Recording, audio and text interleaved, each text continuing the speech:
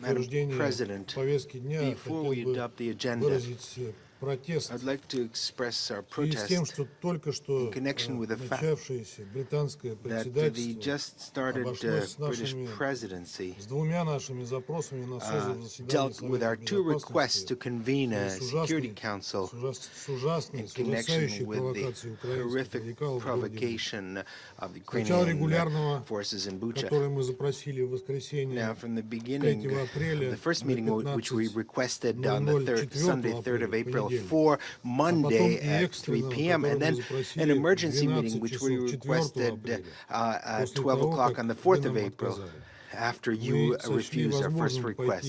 We considered that it was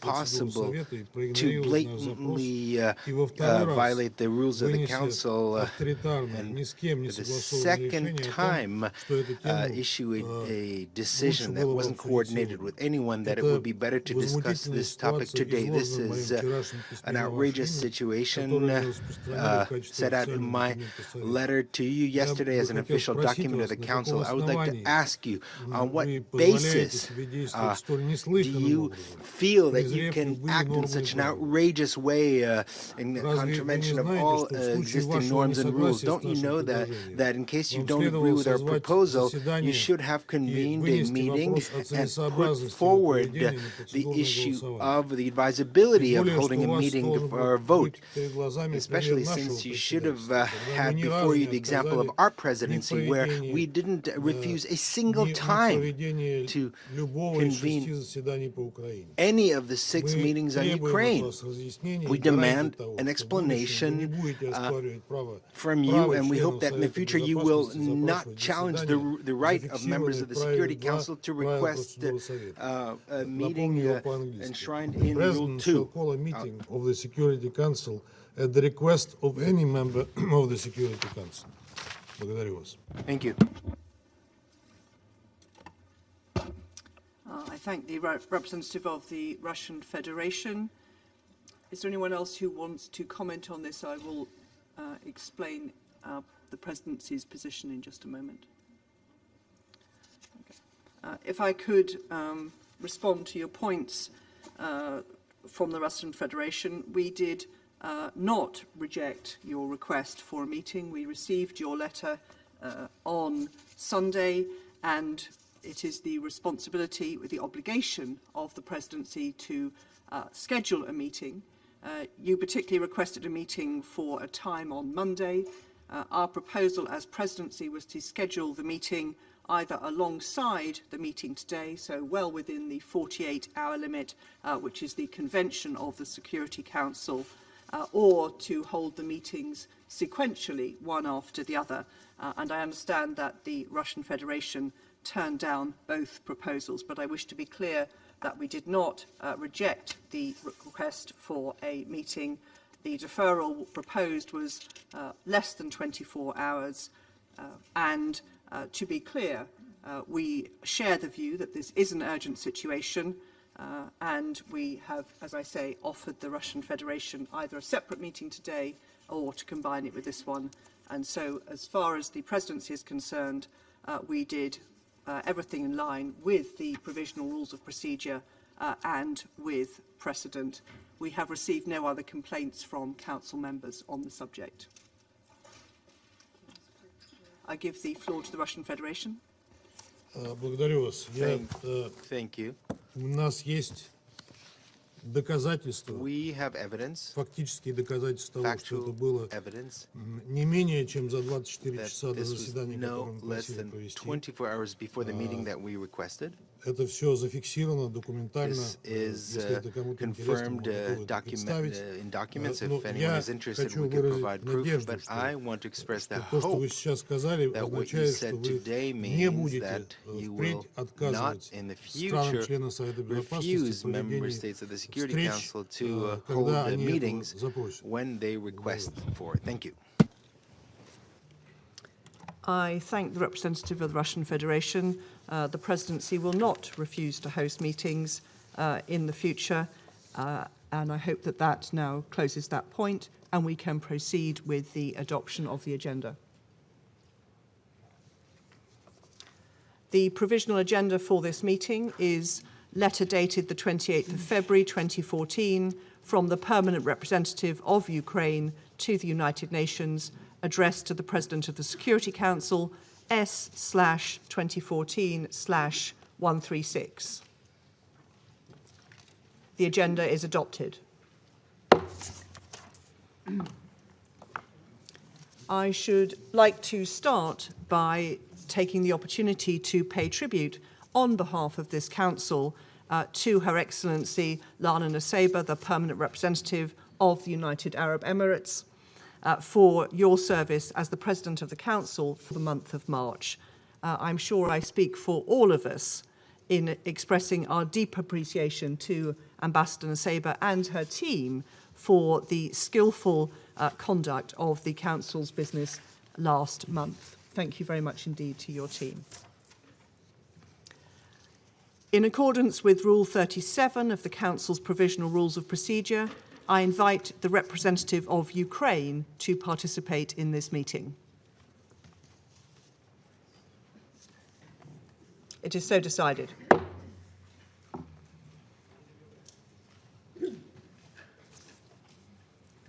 On behalf of the Council, I welcome the participation of His Excellency Mr. Vladimir Zelinsky, the President of Ukraine, and just add that, as usual precedent, the Permanent Representative of Ukraine will also join the meeting in case of any technical issues.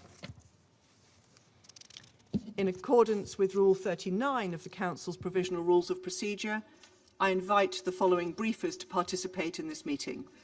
Ms. Rosemary DiCarlo, Under Secretary General for Political and Peacebuilding Affairs, and Mr. Martin Griffiths, Under Secretary General for Humanitarian Affairs, Emergency Relief Coordinator.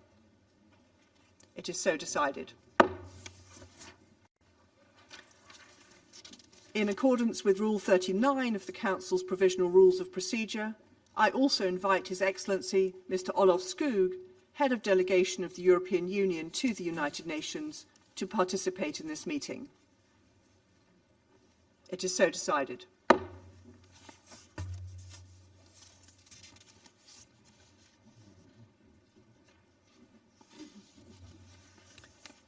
The Security Council will now begin its consideration of item 2 of the agenda.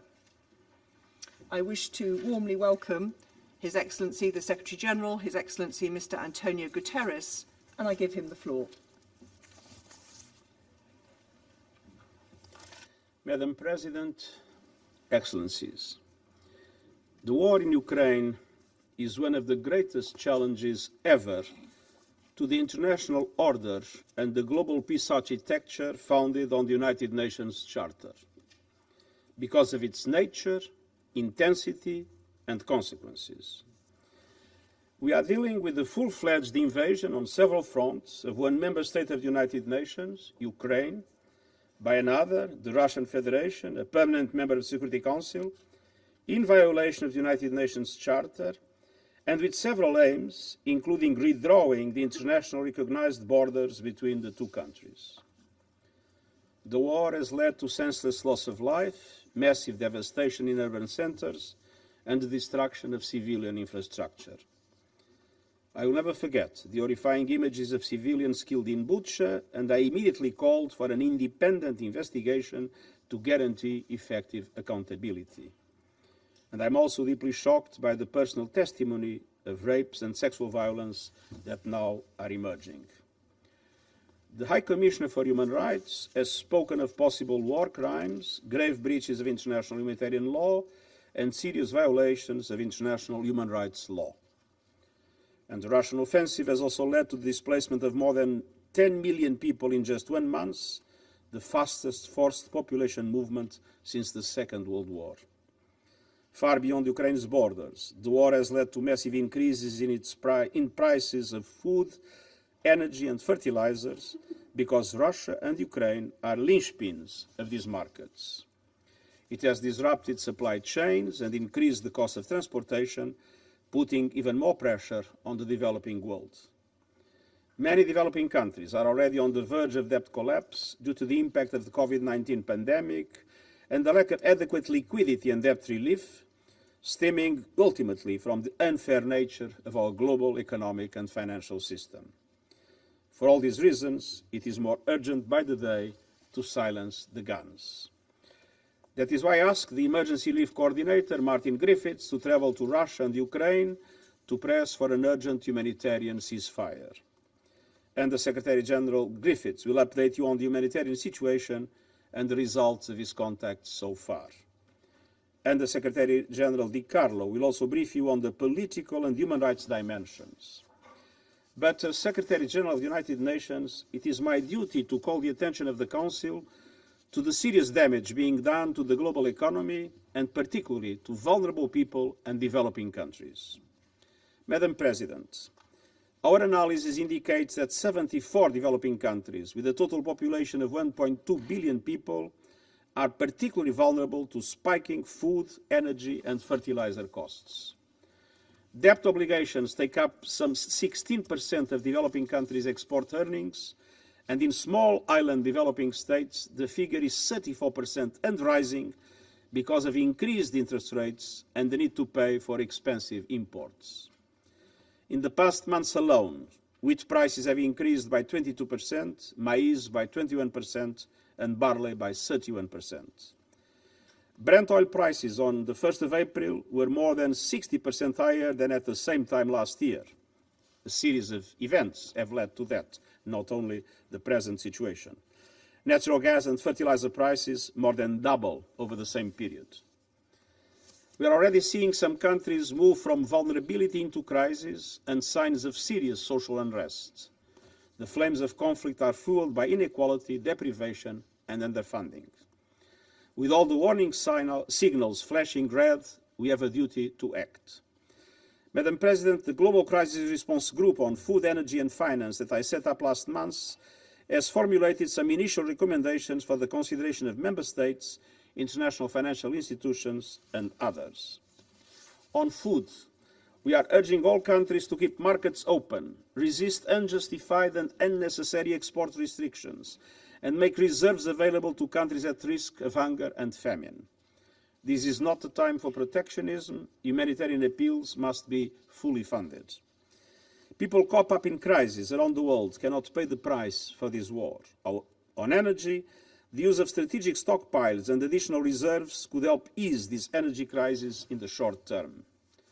But the only medium and long-term solution is to accelerate the deployment of renewable energy, which is not impacted by market fluctuations. These will allow the progressive phase-out of coal and other fossil fuels, and renewables are already cheaper in most of the cases. And on finance, international financial institutions must go into emergency mode. We need urgent action by the G20 and international financial institutions to increase liquidity and fiscal space so that governments can provide safety nets for the poorest and most vulnerable. The reform I've been calling for the global financial system is long overdue. All these actions are closely linked with the prevention agenda and with building and sustaining peace. Madam President, the war in Ukraine must stop now. We need serious negotiations for peace based on the principles of the United Nations Charter. This Council is charged with maintaining peace and doing so in solidarity. I deeply regret the divisions that have prevented the Security Council from acting not only on Ukraine, but on other threats to peace and security around the world. I urge the Council to do everything in its power to end the war and to mitigate its impact. We need serious negotiations for peace based on the principles of the United Nations Charter. This Council is charged with maintaining peace and doing so in solidarity. I deeply regret the divisions that have prevented the Security Council from acting not only on Ukraine, but on other threats to peace and security around the world. I urge the Council to do everything in its power to end the war and to mitigate its impact, both on the suffering people of Ukraine and on vulnerable people and developing countries around the world, and I thank you. I thank the Secretary-General for his remarks. I now give the floor to Ms. Rosemary Di Carlo. Thank you. Madam President, since I last briefed this Council on 17 March, the security situation in Ukraine has seriously deteriorated. The number of Ukrainian civilians killed has more than doubled. Ukrainian cities continue to be mercilessly pounded, often indiscriminately, by heavy artillery and aerial bombardments. And hundreds of thousands of people, including children, the elderly, and the disabled, remain trapped in encircled areas under nightmarish conditions. The devastation wrought on Mariupol and other Ukrainian cities is one of the shameful hallmarks of this senseless war. The horror deepened this past weekend as shocking images emerged of dead civilians, some with hands bound, lying in the streets of Bucha, the town near Kiev formerly held by Russian forces. Many bodies were also found in a mass grave in the same locality. Reports by non-governmental organizations and media also allege summary executions of civilians, rape and looting in Chernihiv, Kharkiv, and Kiev regions. Madam President, away from the fighting, diplomatic efforts to end this war, including direct talks between Ukrainian and Russian representatives, have continued. We commend the government of Turkey for hosting these discussions, as well as the efforts of many others engaging with Russia and Ukraine to help bring about peace. We welcome the willingness of the sides to continue engaging to reach a mutual understanding. This requires good faith and earnest efforts, and progress in the negotiations should be translated quickly into action on the ground. While there has been a reported reduction of Russian troops in attacks around Kiev and Chernihiv, such moves should not be merely tactical, repositioning forces for renewed attacks on Ukrainian cities and towns elsewhere. The General Assembly has twice called for Russian forces to withdraw entirely from Ukrainian territory and cease all military operations. We also take note of the reported withdrawal of Russian forces from around the Chernobyl nuclear site. The International Atomic Energy Agency reports that this development will hopefully allow it to conduct an assistance and support mission to provide technical advice and to deliver equipment where necessary as soon as possible. All nuclear sites in Ukraine must be fully protected and secured. Military operations in or around these locations must be avoided. Madam President, the numbers tell a tragic, if yet incomplete, story. According to the Office of the High Commissioner for Human Rights, at least 1,480 civilians have been killed and at least 2,195 injured between 24 February and 4 April 2022. OHCHR believes that the actual figures are considerably higher. We are gravely concerned by the persistent use of explosive weapons with the wide impact area in or near populated areas. Such weapons are causing most civilian casualties, as well as massive destruction of civilian infrastructure, including residential buildings, hospitals, schools, water stations, and electricity systems.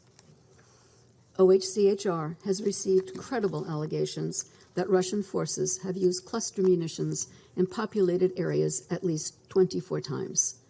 Allegations that Ukrainian forces have used such weapons are also being investigated. As noted by the High Commissioner, indiscriminate attacks are prohibited under international humanitarian law and may amount to war crimes.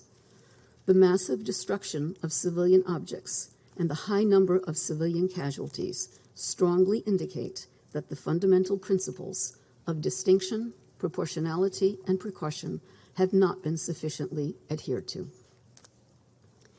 In besieged cities, a significant increase in mortality rates among civilians can also be attributed to the disruption of medical care and basic services. People with disabilities and the elderly are particularly vulnerable. As of 4 April 2022, the World Health Organization has reported a total of 85 attacks on healthcare facilities, resulting in at least 72 fatalities and 43 injuries. Madam President, we are seriously concerned about reports of cases of arbitrary arrests and enforced disappearances of persons who have been vocal against the Russian invasion. As of 30 March, OHCHR has documented the arbitrary detention and possible enforced disappearance of 22 journalists and civil society members in Kiev, Kherson, Luhansk, and Zaporizhia regions. 24 local officials have also been detained in regions under Russian control, 13 of whom have been subsequently released. We call for the immediate release of all individuals who have been arbitrarily detained, including journalists, local officials, civil society activists, and others. Also, as of 30 March, OHCHR has recorded 7 journalists and media workers killed since hostilities began. Another 15 have come under armed attack, 9 of whom were injured. Allegations of conflict-related sexual violence perpetrated by Russian forces have also emerged. These include gang rape and rapes in front of children. There are also claims of sexual violence by Ukrainian forces and civil defense militias. The UN Human Rights Monitoring Mission in Ukraine continues to seek to verify all these allegations. We're also concerned about disturbing videos depicting abuse of prisoners of war on both sides. All prisoners of war must be treated with dignity and full respect for their rights in accordance with international humanitarian law. Madam President, the many credible allegations of serious violations of international humanitarian law and international human rights law from areas recently retaken from Russian forces must not go unanswered.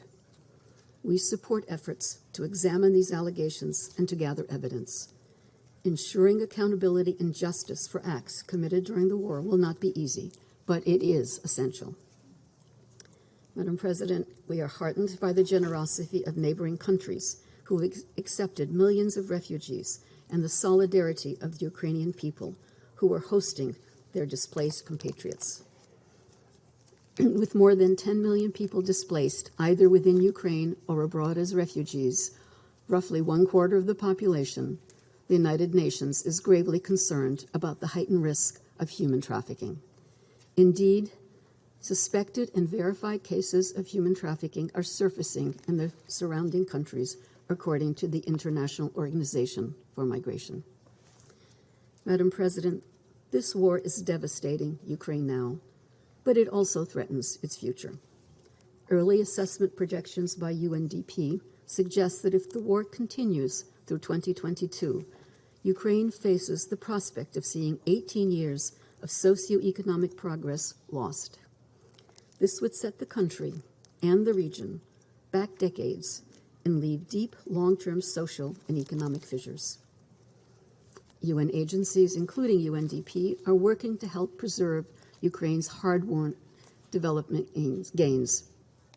This involves supporting the government to sustain essential government structures and basic services, including emergency measures to sustain livelihoods, such as cash-based assistance. Madam President, the war in Ukraine has damaged Europe's security architecture. Its economic repercussions are already evident far from the battlefield. The longer the war continues, the greater the risk that it will further weaken the global institutions and mechanisms dedicated to preserve peace and security. The war was started by choice. There is no inevitability to it or to the suffering it is causing. The United Nations is ready to do everything within its means to help bring an end to it. Thank you, Madam President. I thank Mr. Carlo for her briefing. And I now give the floor to Mr. Martin Griffiths. Thank you, Madam President. As you've just heard from the Secretary General and Under Secretary General De Carlo, Ukrainian civilians are paying far too high a price for this war. I want to speak briefly about humanitarian needs and what we're doing to meet them before I then refer to my recent travels. In the last 6 weeks, as we have heard, at least 1,430 people have been killed, among them over 121 children, and we know this is very likely a serious underestimate. Homes and civilian infrastructure, bridges, hospitals, schools have been damaged and destroyed. And in fact, the current figures on displacement tell us that more than 11.3 million people have now been forced to flee their homes, and of that, 4.2 million are now refugees in those generous neighboring countries that Rosemary has just been referring to. So in total, more than a quarter of the population of Ukraine has fled in this extraordinary short time. And unfortunately, we can imagine that these figures will continue to rise until we can find a pause and some peace. Madam President, the ground and air offensives and counteroffensives are making life nearly impossible for many civilians in Ukraine. Families, the elderly, women and children have been trapped by fighting already for too long. For more than 5 weeks, the people of Mariupol have been caught up in the fighting. And it is well documented that really Mariupol is a center of hell. Other cities like Chernihiv, Sumy and Kharkiv remain cut off from essential goods and services.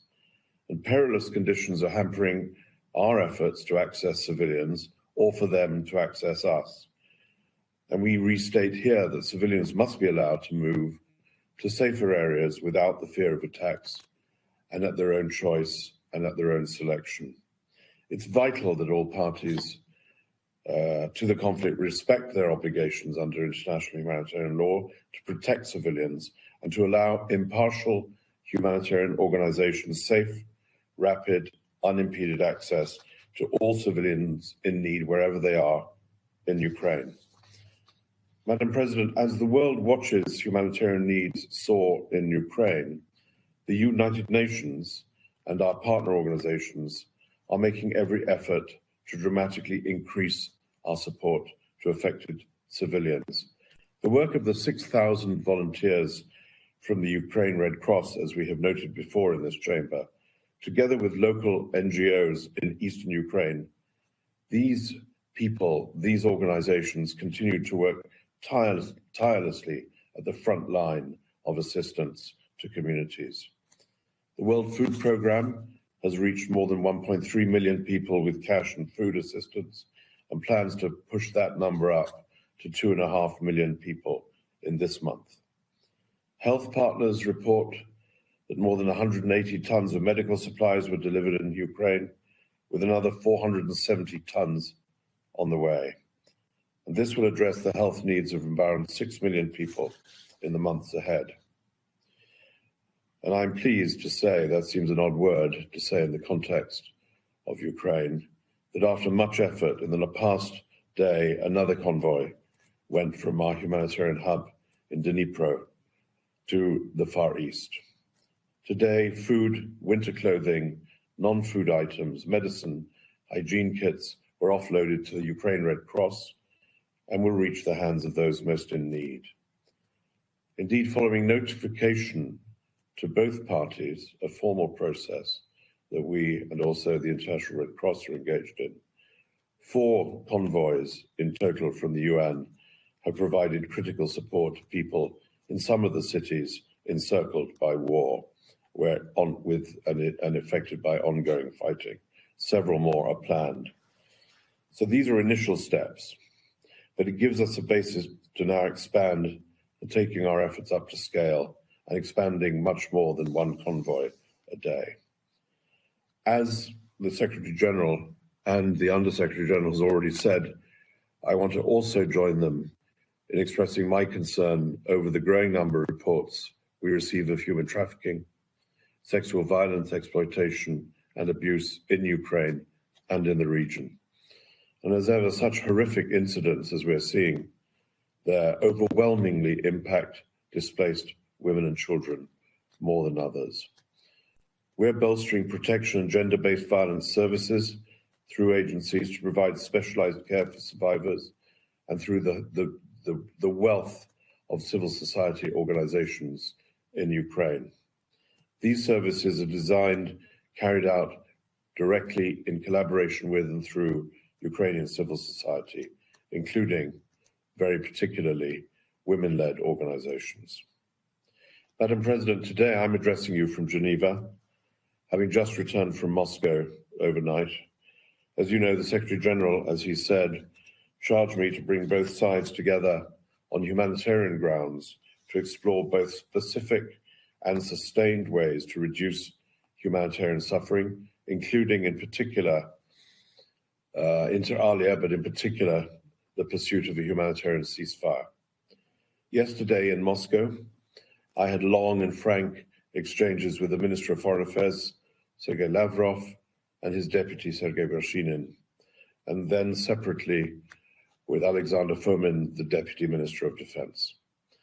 In my meetings with these senior officials, I discussed also, in addition to these possibilities of humanitarian ceasefires, I discussed the issue of humanitarian convoys of safe passage, including the 4 which I've already referred to. I outlined possibilities for building further on that cooperation, sharing specific suggestions for mutually agreed upon military freezes to allow for evacuation of civilians and for the safe passage of life-saving aid, in effect for humanitarian pauses in different parts of Ukraine to save lives and bring back a modicum of safety for those living in those places.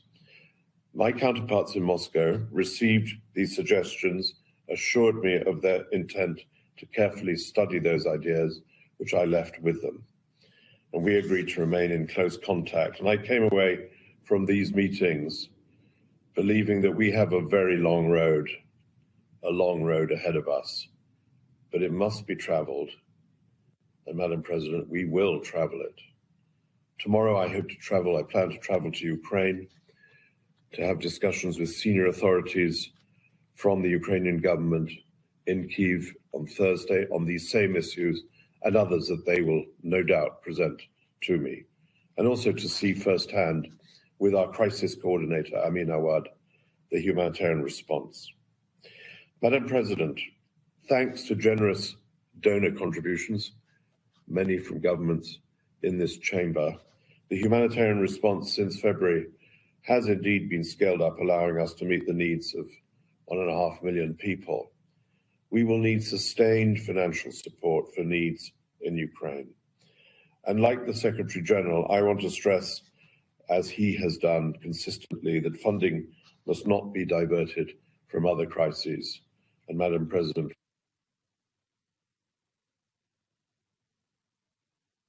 for Afghanistan, that is one example. And as you heard from David Beasley last week, conflict, climate shocks, COVID, compounded by the soaring food and fuel costs indicated by the Secretary General, could push another 47 million people globally into severe food insecurity. And so the total number of people around the world who will not know where their next meal comes from could be driven to the astonishing figure of 325 million people around the world. That is by a long distance the highest in our recent history, and well over double what it was 3 years ago. So, Madam President, I close, of course, like others, by reminding the Council of what the Council already knows well. The world cannot afford this war, and neither can the people of Ukraine. And like others, I call on all Council members and member states with influence to support all efforts from whatever part they come from in the pursuit of peace and the alleviation of humanitarian suffering, for the sake of the people of Ukraine, for the sake of those around the world who cannot afford to bear the additional burden this war imposes on them and all of us. We must, as the Secretary General said, silence the guns. Thank you, Madam President. I thank Mr. Griffiths for his briefing. I now give the floor to His Excellency Mr. Vladimir Zelensky, the President of Ukraine. You have the floor, sir. Thank you very much, dear Madam Chairman, dear Mr. Secretary General, distinguished members of the Security Council and other members of this meeting. Thank you very much for this opportunity. I'm sure that all the representatives of the United Nations member states will hear me today. Yesterday, I returned from our city of Bucha, recently liberated from Russian troops, not far from Kiev. So there is not a single crime that they would not commit there. The Russian military searched for and purposefully killed anyone who served our country. They shot and killed women outside their houses when they just tried to call someone who is alive. They killed entire families, adults and children, and they tried to burn the bodies.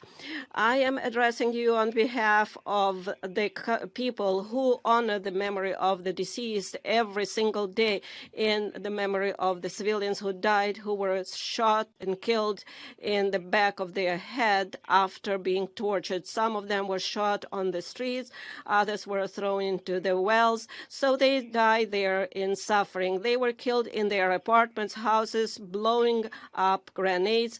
The civilians were crushed by tanks while sitting in their cars in the middle of the road, just for their pleasure. They cut off limbs, cut their throats, slashed their throats. Women were raped and killed in front of their children. Their tongues were pulled out only because the aggressor did not hear what they wanted to hear from them. So this is no different from other terrorists such as Daesh, who occupied some territories. And here it is done by a member of the United Nations Security Council, destroying internal unity, borders, countries, and taking the right of more than a dozen of countries who are self-determined and independent. They pursue a consistent policy of destroying ethnic and religious diversity. They inflame wars and deliberately lead them in such a way that to kill as many regular civilians and cities, to leave the country where they deploy their troops in ruins and filled with mass graves. You all see that. And they support hatred at the level of the state and seek to export it to other countries through their system of propaganda and political corruption. They provoke a global food crisis that could lead to famine in Africa, Asia, and other countries, and will surely end in large-scale political chaos in many countries, destroying their domestic security. So where is the security that the Security Council needs to guarantee? It's not there, although there is a Security Council. So where is the peace? Where are those guarantees that the United Nations needs to guarantee? It is obvious that the key institution of the world, which must ensure the coercion of any aggressor to peace, simply cannot work effectively. Now the world can see that what Russian military did in Bucha while keeping the city under their occupation, but the world has yet to see what they have done in other occupied cities and regions of our country. Geography might be different or various, but cruelty is the same, crimes are the same, and accountability must be inevitable. Ladies and gentlemen, I would like to remind you of Article 1, Chapter 1 of the UN Charter. What is the purpose of our organization? Its purpose is to maintain peace and make sure that peace is adhered to. And now the UN Charter is violated literally, starting with the Article 1. And if so, what is the point of all other articles? Today, as a result of Russia's actions in our country, in Ukraine, the most terrible war crimes of all times we see since the end of World War II, and they are being committed. Russian troops are deliberately destroying Ukrainian cities to ashes with artillery and airstrike. They are deliberately blocking city, creating mass starvation. They deliberately shoot columns of civilians on the road trying to escape from the territory of hostilities. They even deliberately blow up shelters where civilians hide from airstrikes. They are deliberately creating conditions in the temporarily occupied territories so that as many civilians as possible are killed there. The massacre in our city of Bucha is only one, unfortunately, only one of many examples of what the occupiers have been doing on our land for the past 41 days. And there are many more cities, similar places where the world has yet to learn the full truth. Mariupol, Kharkiv, Chernobyl, Tyrka, Borodyanka, and dozens other Ukrainian communities. Each of them is similar to Bucha. I know, and you know perfectly well, what the representatives of Russia will say in response to the accusations of these crimes. They have said that many times. The most significant was after the shooting down of the Malaysian Boeing over Donbass by Russian forces with Russian weapons, or during the war in Syria. They will blame everyone just to justify their own actions. They will say that there are various versions, different versions, and it is impossible to establish which one of those versions is true. They will even say that the bodies were of those kills were allegedly thrown away and all videos are staged. But it is 2022 now. We have conclusive evidence. So there are satellite images. We can conduct full and transparent investigation. That is what we are interested in. Maximum access for journalists, maximum cooperation with international institutions, involvement of the International Criminal Court, complete truth and full accountability. I'm sure that every member state of the UN should be interested in this. For what? In order to punish once and for all those who consider themselves privileged and believe that they can get away with anything. So show all the other potential war criminals in the world how they will be punished. If the biggest one is punished, then everyone is punished. Why did Ukraine come to Ukraine? I will tell you, because Russia's leadership feels like colonizers. In ancient times, they need our wealth, our people. Russia has already deported hundreds of thousands of our citizens to their country. They abducted more than 2,000 children, just simply conducted those children and continue to do so. Russia wants to turn Ukraine into silent slaves. The Russian military are looting openly the cities and villages that they have captured. This is wide-scale looting. They are stealing everything, starting with food, ending with earrings, gold earrings that are pulled out and covered with blood. We are dealing with a state that is turning the veto into the UN Security Council into the right to die. This undermines the whole architecture of global security. It allows them to go unpunished. So they are destroying everything that they can. So if this continues, the countries will rely only on the power of their own arms to ensure their security, and not on international law, not rely on international institutions. The United Nations can be simply closed. Ladies and gentlemen, are you ready to close the UN? Do you think that the time of international law is gone?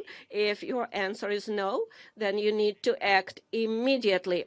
The UN Charter must be restored immediately. The UN system must be reformed immediately so that the veto is not the right to die, that there is a fair representation in the Security Council of all regions of the world. The aggressor must be brought to peace immediately. Determination is needed. The massacre from Syria to Somalia, from Afghanistan to Yemen and Libya, that should have been stopped long time ago, to tell you the truth. If tyranny had at least once received such a response to the war it had waged, it would have ceased to exist, and honest peace had been guaranteed after it, and the world would have changed for sure.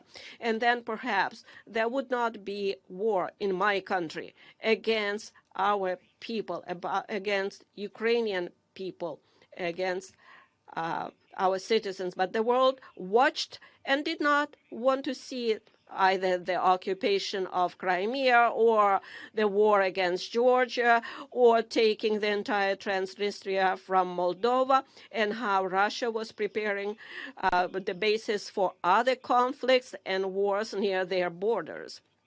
How to stop it? Right away, the Russian military and those who gave them orders must be brought to justice immediately for war crimes in Ukraine. Anyone who has given criminal orders and carried out them by killing our people will be brought before the tribunal, which should be similar to the Nuremberg tribunals. I would like to remind Russian diplomats that a man like von Ribbentrop has not escaped punishment for crimes in World War II. I would also like to remind you that Adolf Eichmann also did not go unpunished. Nobody of them escaped the punishment. But the main thing is today is it's time to transform the system, the United Nations. So therefore, I propose to convene a global conference, and we can do it here in peaceful Kyiv in order to determine how we are going to reform the world security system, how we will rely, how do we establish guarantee of recognition of borders and integrity of states and countries, how we will assert the rule of international law. It is now clear that the goals set in San Francisco in 1945 for the creation of a global security international organization have not been achieved, and it is impossible to achieve them without reforms. Therefore, we must do everything in our power to pass on to the next generation an effective UN with the ability to respond preventively to security challenges and thus guarantee peace, prevent aggression, and force aggressors to peace, have the determination and ability to punish if the principles of peace are violated. There can be no more exceptions or privileges. Everybody must be equal. All participants of international relations, regardless of economic strength, geographical area, and individual ambitions. The power of peace must become dominant, the power of justice and the security power, as humanity has always dreamed of it. Ukraine is ready to provide a platform for one of the main offices of the newly updated security system, as similar to the Geneva office that deals with human rights, and Nairobi office that deals with environmental protection. And in Kyiv, we can have U24 office that can specialize in preventive measures to maintain peace. I would like to remind you of our peaceful mission in Afghanistan, when we Ukrainians evacuated from that country more than 1,000 people from at our own expense. It was a very difficult phase, and Ukraine came to their help. We took in people of different nationalities, ethnic groups, different faiths, Afghan citizens of European countries, U.S., Canada. We did not look who needed help. Was it one of our own or somebody else? We helped all of them. We saved everyone. If every time there was a need, everyone in the world would be confident that help would come, the world would be definitely safer. Therefore, Ukraine has the moral right to propose a reform of the world security system. We have proven that we helped others not only happy time, but in dark times too.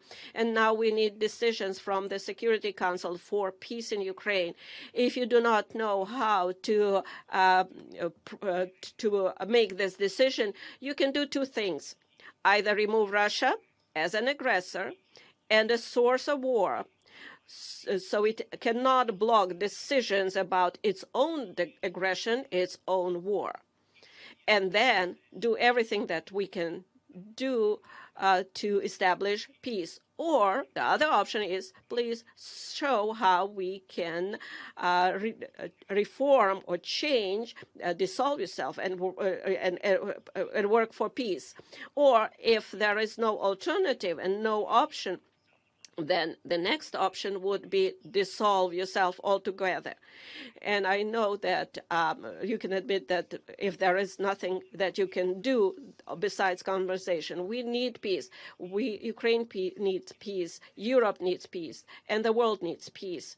And finally, I would kindly ask you very much to watch this short video. Please give us 1 more minute of your time, the video that we want to show that one country can violate rights. And that's the result of being unpunished. If possible, please watch this video, because it is impossible to get everyone to come to our country and see it with your own eyes. Therefore, I would ask you to watch this video. Thank you very much.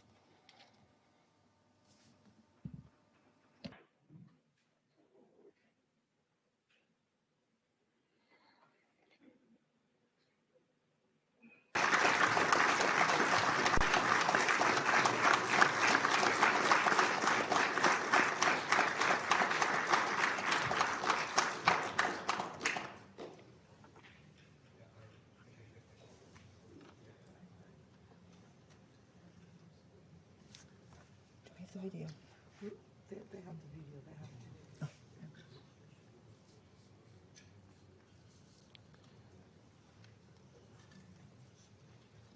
I'm not sure. Video, is it just coming?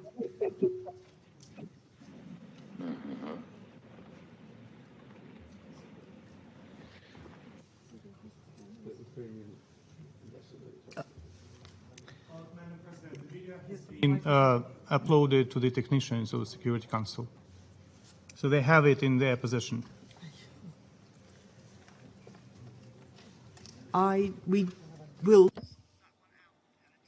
We don't have the video.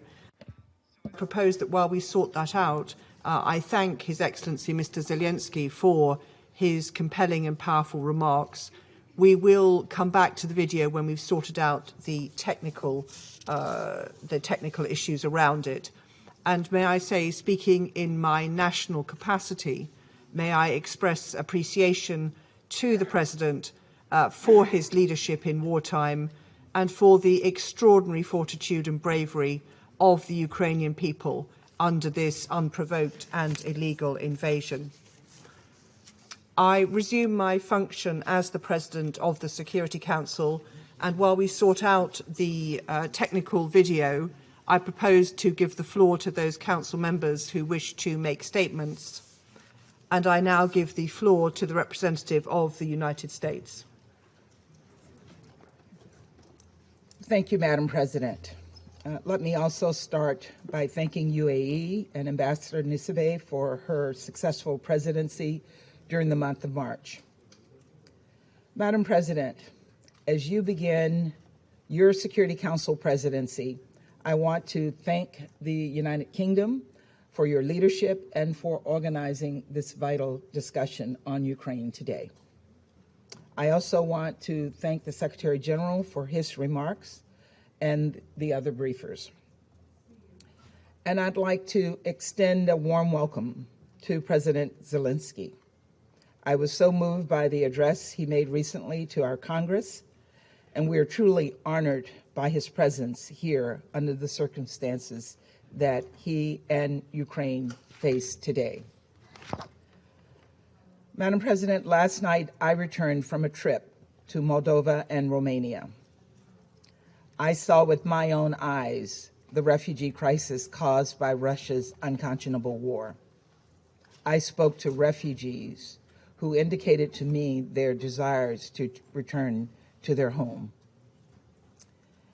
And we've all seen the images on TV of the bombed out buildings, But what we have not seen is that behind those destroyed buildings are destroyed lives and destroyed families. I met with women and children who had fled Ukraine, who stuffed their lives into backpacks and left the only home they had ever known. And these were sobering conversations. One young woman I spoke to came with her 6-year-old brother, who had autism and is struggling with cancer. Their single mother helped them escape to save their lives. But Russia's war has interrupted the care her brother desperately needs. Another woman I spoke to fled with her 8-year-old from Odessa. The father, who they'd left behind, told them there was shelling right next to their apartment that very night. And they very well could have died had they not left. A third woman I met told me that she used to love to travel, but never expected her next trip would be to flee for her life.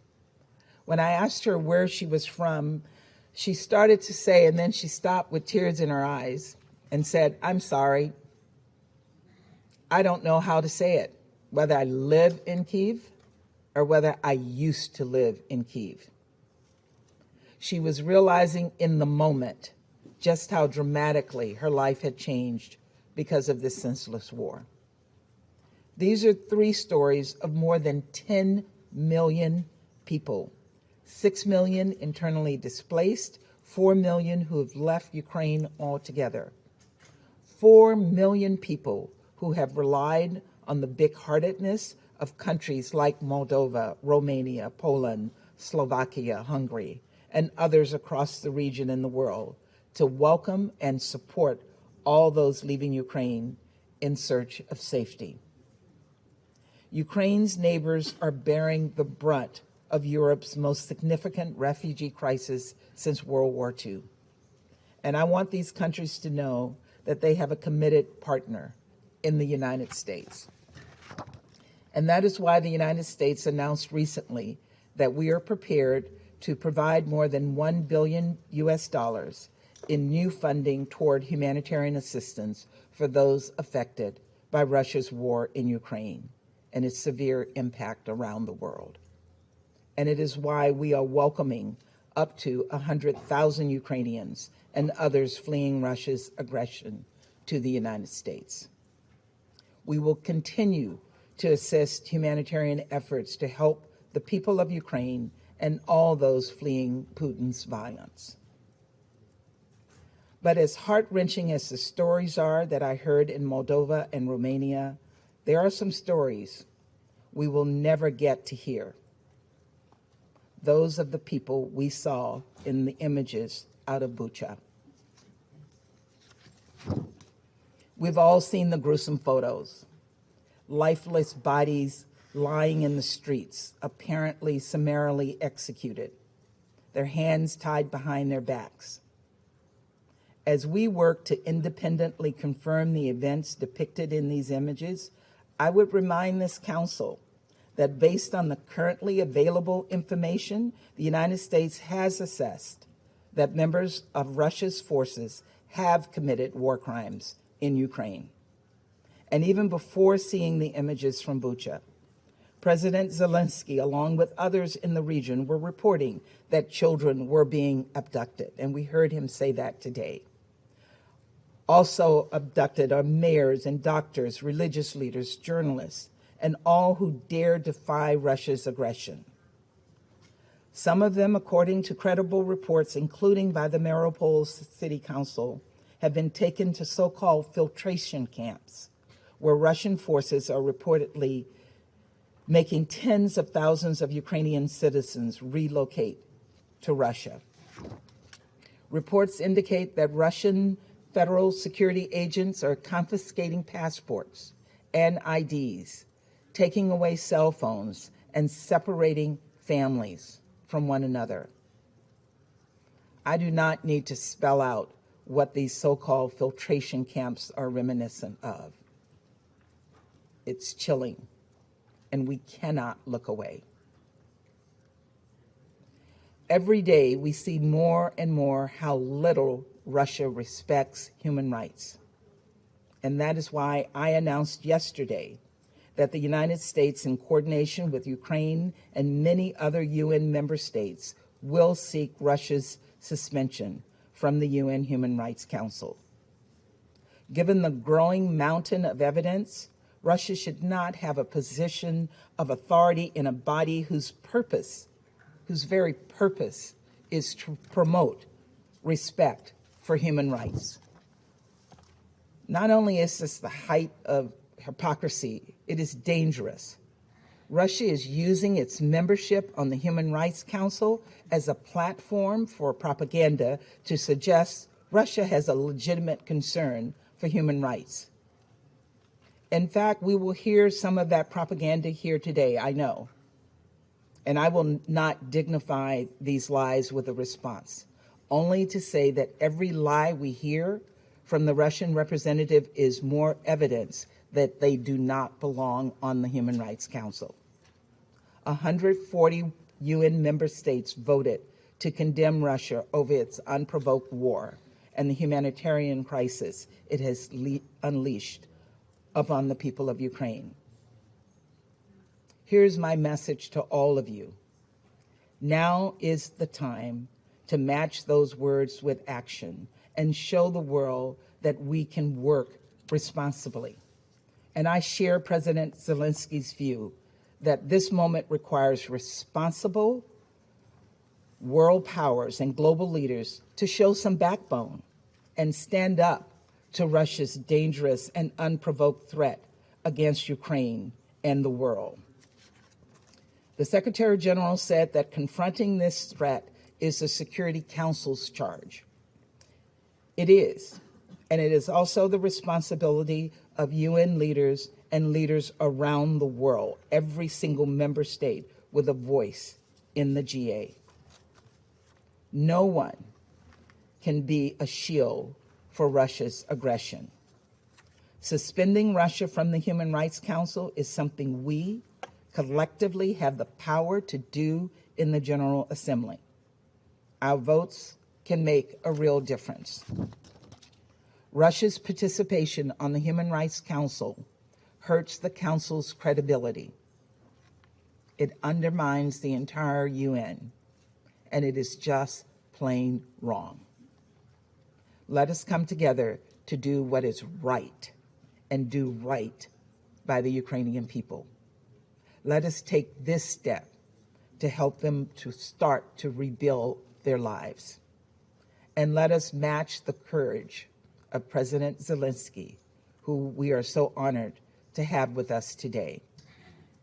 President Zelensky, I want you to know that we stand with the people of Ukraine as you face down this brutal attack on your sovereignty, on your democracy, and on your freedom.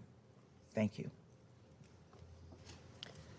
I thank the representative of the United States for her statement, and I give the floor to the representative of Albania. Thank you, Madam President.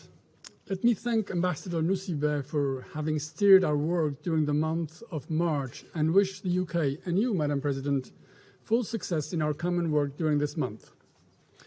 Albania welcomes President Zelensky's presence to this meeting. His remarks are painful, and his account on what Ukraine is experiencing under Russian occupation is revolting. We stand by you, Mr. President, by your compatriots, all Ukrainians, for their heroic resistance, for their resilience that the entire world is admiring. You are not alone. You have the world on your side, because it's the side of the right, of the just, and as we hope, of victory. Slava Ukraini. Madam President, let me thank SG Guterres for his, again, very clear and powerful remarks. I also thank USG DiCarlo and Griffiths for their updates. This is the 14th meeting of the Security Council on Ukraine since the 31st of January, while the war of aggression has entered the second month. Let's establish a few basic yet meaningful facts. Russia has stalled and its imperial dreams are nowhere. Taking Ukraine finally proved impossible. Kiev was too hard to swallow. Russian army is in disarray, but it has not stopped shelling and bombardments. But all this is not new, and all this is not news. The real news that has horrified the world is what Russia is leaving behind. The unspeakable horrors, those soul-crushing images in areas from which Russia is withdrawing. Images of civilians executed with a bullet in the neck, sometimes with their hands tied behind their backs or shot dead in their bicycles. Images of mass graves overflowing with corpses. Images of carnage and devastation, including looted homes, rape, and sexual violence, acts usually attributed only to thugs. They spring from the same cruel impulses as the bombardment of cities, homes, hospitals, schools, and kindergartens by the Russian forces. Bucha is an open-air graveyard, the notorious facelift of the Russian aggression. Madam President, we have heard time and again, it is not Russia. Yes, but no. It will be hard, actually impossible, to convince anyone that the destroyed tanks that clutter the roads, the mines and booby traps left behind amid the wreckage, and the bodies of civilians killed by arbitrary executions and laying in the streets amidst debris are staged scenes for propaganda. Who would believe that Russia aggressed Ukraine simply to protect civilians, while Ukraine is busy staging horror movies? You may muzzle media back home, but you cannot fool satellite images. You cannot blind independent reporters and human rights NGOs on the ground. Waiting for Russia to accept and tell the truth is waiting for Godot to arrive, and he never does. These are facts, hard and sickening proof of the atrocities committed, the ugly face of this madness. Such crimes, as documented by Human Rights Watch and verified by independent and respected professional reporters, those who are banned for the Russians call for answers, call for thorough investigation, for effective accountability, for justice. Prime Minister Rama called these crimes a terrible pain and a horrible shame. Russia has an international obligation to abide by international humanitarian law, the laws of war, including the Geneva Conventions of 1949 and its first additional protocol. Russia has an obligation to abide by the order of ICJ to immediately halt its military activity in Ukraine. But unfortunately, Russia has made another choice, not to respect any of it, and has cancelled itself from international law. But the law will pursue it.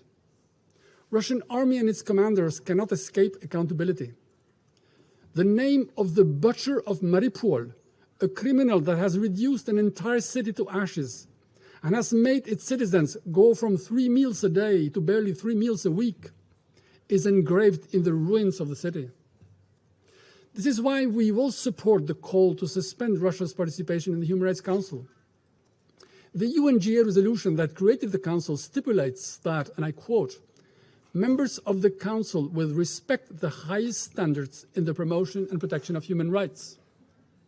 As we see, Russia's standards are nose-eating, and its presence there is a farce, a desecration of the place that is called to be the sanctuary of rights.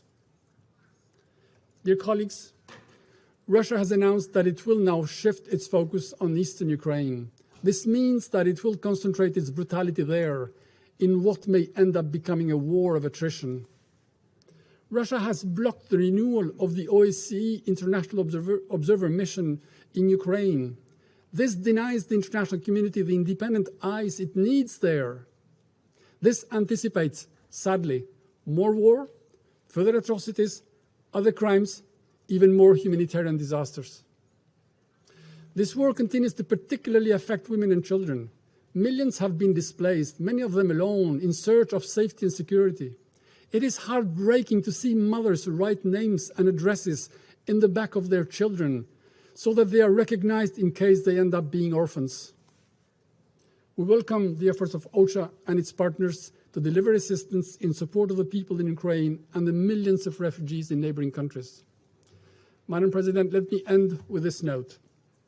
Rarely has the outcome of a war been so disastrously the complete opposite of what it wanted to achieve. Russia's army has been defeated by the outgunned and outnumbered Ukrainian resistance.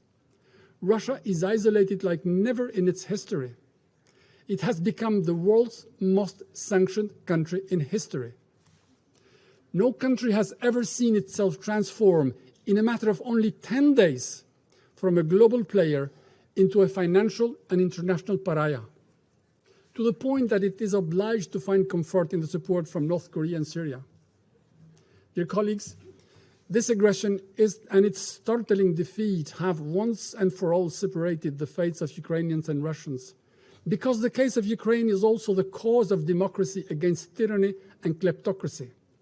It is a fight between the will of the people against the vicious will of one, whose reckless actions have challenged everything we stand for, and who is directly responsible for the economic disruption and food insecurity which is affecting the entire world.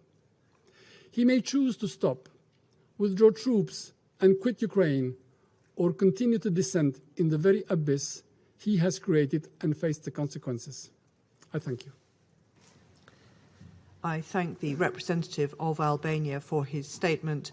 I understand that we now have solved the technical problems, so I suggest we return to the video. Thank you.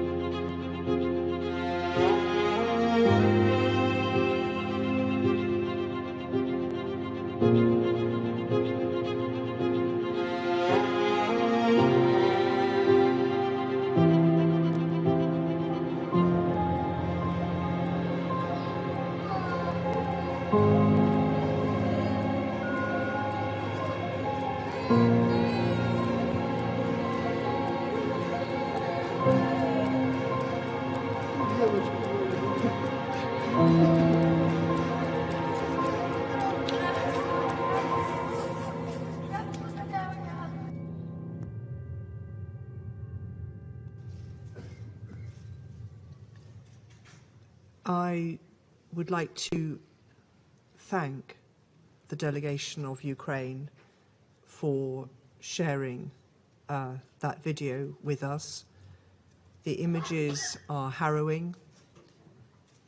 Speaking in my national capacity, we are appalled by what we have seen and reiterate our solidarity with Ukraine. I resume my function as the Council President, and I now give the floor to the representative of Gabon.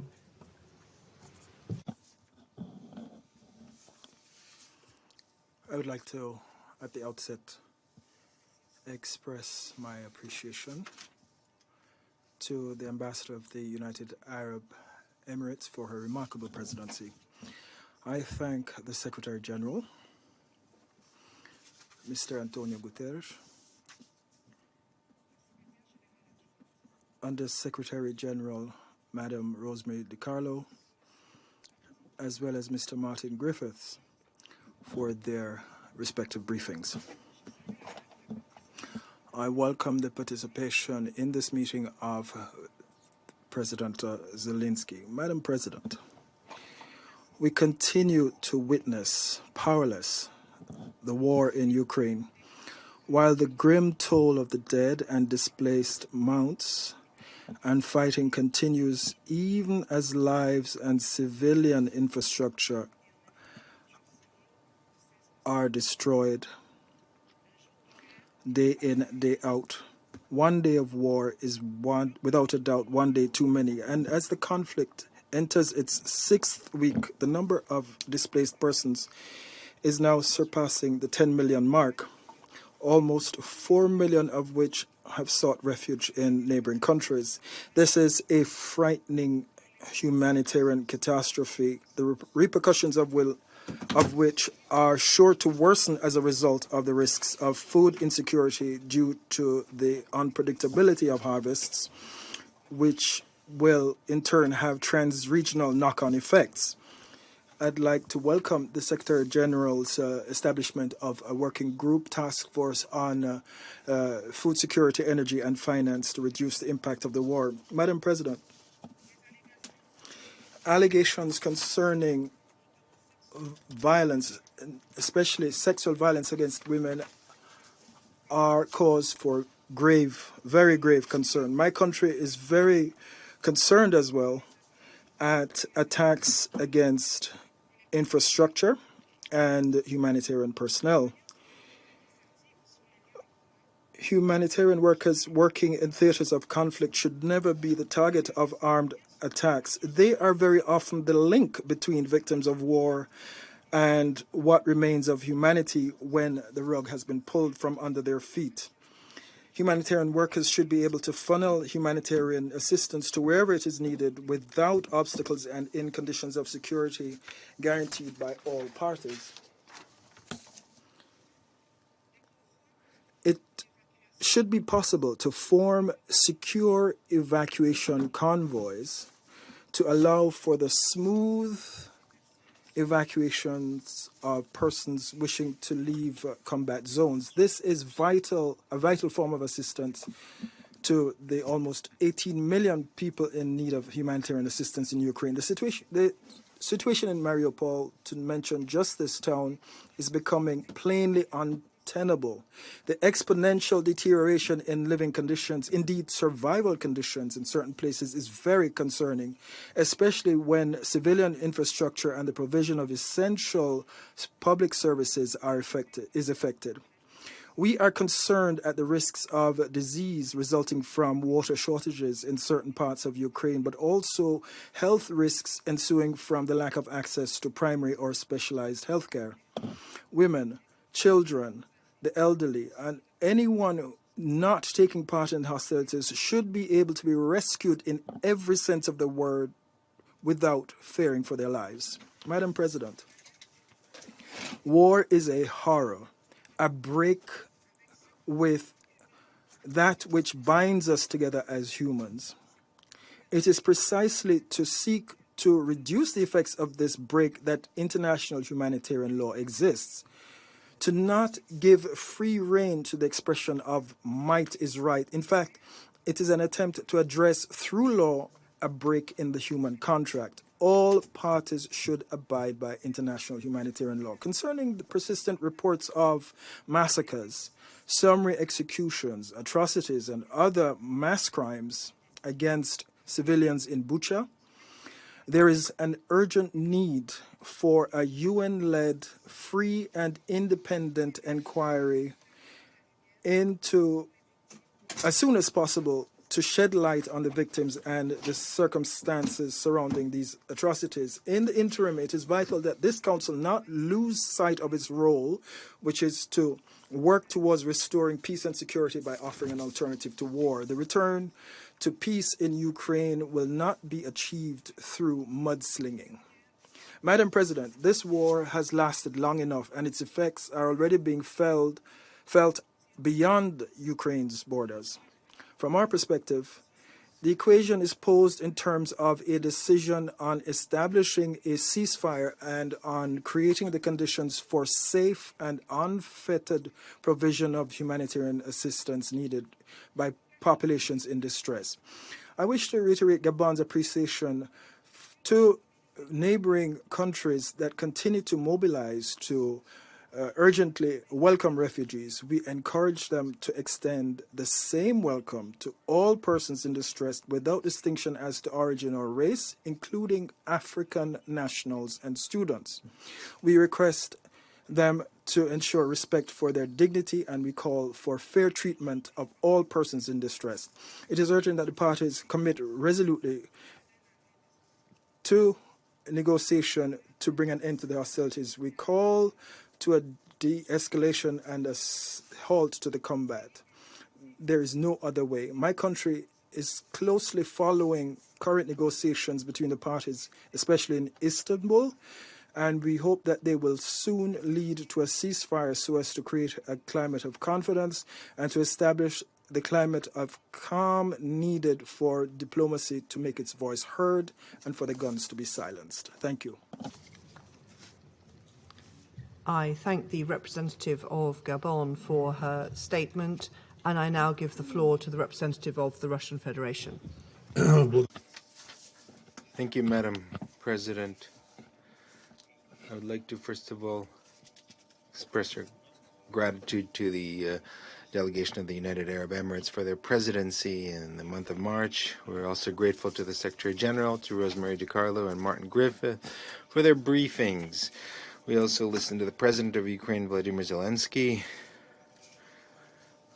We'd like to thank Martin for his visit to Moscow, during which, as far as we can judge, he had some useful meetings and discussions. Better than anyone else, he should know the efforts that Russia is undertaking every single day to organize humanitarian corridors. However, the arrangements reached with the help of international mediators is consistently not being implemented by the Ukrainian side.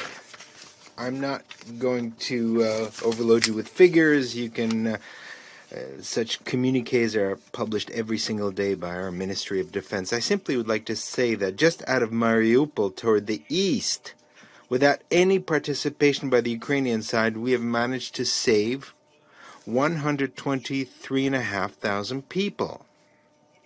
Now, overall, since the beginning of the special military operation, over 600,000 people have been evacuated to Russia, including over 119,000 children.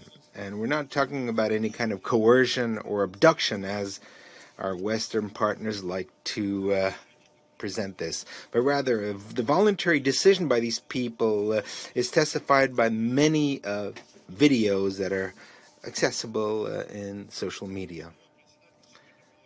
Madam President, another topic of the meeting was declared today, which is practically not being discussed today, so I'm going to leave that out. I simply would like to take advantage of the virtual presence here of the President of Ukraine and would like to address him directly. Now, we place on your conscience the ungrounded accusations against the Russian military, which are not confirmed by any eyewitnesses. And we spoke about this in detail yesterday at our press conference. Vladimir Alexandrovich, we all remember when in 2019 you were elected as the President of Ukraine. Now, there were a lot of hopes tied to your election because you were, as a candidate, pledged peace and an end to the war in Donbass, including the Russian-speaking population, which you pledged to protect. So it seemed that we were on the verge of correcting the historical injustice when, as a result of the Maidan coup in 2014, Ukraine began to be transformed into a hateful anti-Russia. And that seemed to be on the verge of being turned, that page of being turned. However, those hopes failed to be to materialize, and now you scornfully call the residents of Donetsk and Lugansk People's Republic as a subspecies, repeating what your predecessor stated, who in fact threatened that the residents of the Donetsk and Lugansk will rot in their basements. And you are calling on them to return, to leave and to Russia. And now you've declared war against your native Russian language. by introducing, in essence, a linguistic inquisition in a country where Russian is the native language for a minimum of 40% of the population. And today, explosions and artillery rounds are exploding over the entire territory of Ukraine, and not only in the east, where they haven't ceased for the past 8 years. And they're exploding precisely because there was no other way of bringing peace to the Donbass, unfortunately, after you and your subordinates categorically refused to comply with the Minsk agreements, at the same time by preparing already back in March to solve the problem of the Donbass by military means. In the course of our special operations, we have found many secret orders testifying to this. We're told that there can be no Nazis in Ukraine. However, we know very well that not only are they there, but unfortunately they are running the show. And how can it be any other way when the national heroes of Ukraine are Nazi collaborators Bandera and Shuhevich, who are responsible not only for the Holocaust, but the killing of hundreds of thousands of peaceful Poles, Russians, Ukrainians, and Jews? You simply preferred not to notice Ukrainian Nazis, pretending that they're simply not there. But unfortunately, they are there. And they are very many of them, and among them a lot of young people. How do we know that? Well, they're not concealing it. They have tattoos made, Nazi tattoos. They decorate their clothing with swastikas and other Nazi symbols. They give Nazi greetings, and they're open about it in the social media. There are particularly many of them in the national battalions such as Aidar, the Right Sector, and the Azov Battalion. And that would be one thing, but they're also acting like Nazis, and they're killing like them. And they're not just killing Russian or prisoner soldiers, in which they torture and gloat about it on the social media, but they kill their own. Your neo-Nazis and radicals have shown unrivaled cruelty against the civilians, which they use as human shields, and position heavy artillery next to residential buildings and multiple rocket launchers as well. Today we've heard once again a huge amount of lies about Russian soldiers and military. We have hundreds, if not thousands, of video testimonials of people who are ready to provide testimony about the cruelty of Ukrainian nationals. I'll just read some of them here. These are cruel histories, but you need to hear them. Natalia Kudinova says, the mayor of the town was one of the first to run away. Afterwards, the Ukrainian authorities lied that Russia was not letting people through humanitarian corridors. The National Battalion Azov, under threat of death, kept women and children in basements, and it robbed civilians at checkpoints. A grandmother said that the Azov Battalion did not allow her to leave basements. Anyone trying to leave was shot. At the Azov checkpoint, women and girls were stripped naked and had their jewelry and money taken away, including their Valentina Nikolaevna Borisenko says how Ukrainian soldiers kicked out women with 2 children from a private home and then used it to lob mortar rounds. And that woman had 2 children. They were kicked out by soldiers with blue armbands. Those are Ukrainian insignias, insignias of the Ukrainian army. Marina Vasilyevna testified that she was tortured in a basement by Ukrainian security services. They tied me to a sewer pipe when I found out I was Russian. They beat me, used electric current, raped me, and they threatened to rape my young daughter. Shapovalova Olga Georgievna. We left Mariupol from Mangusha on the 25th of March. firing positions of the Ukrainian army were positioned between residential homes and in the courtyard of a school. They used civilians as cover. In the neighborhood around the drama theater, a Ukrainian tank drove around, firing indiscriminately, including targeting residential buildings. On the territory of the 69th, 68th, and the 5th school, tanks were stationed. I saw this with my own eyes.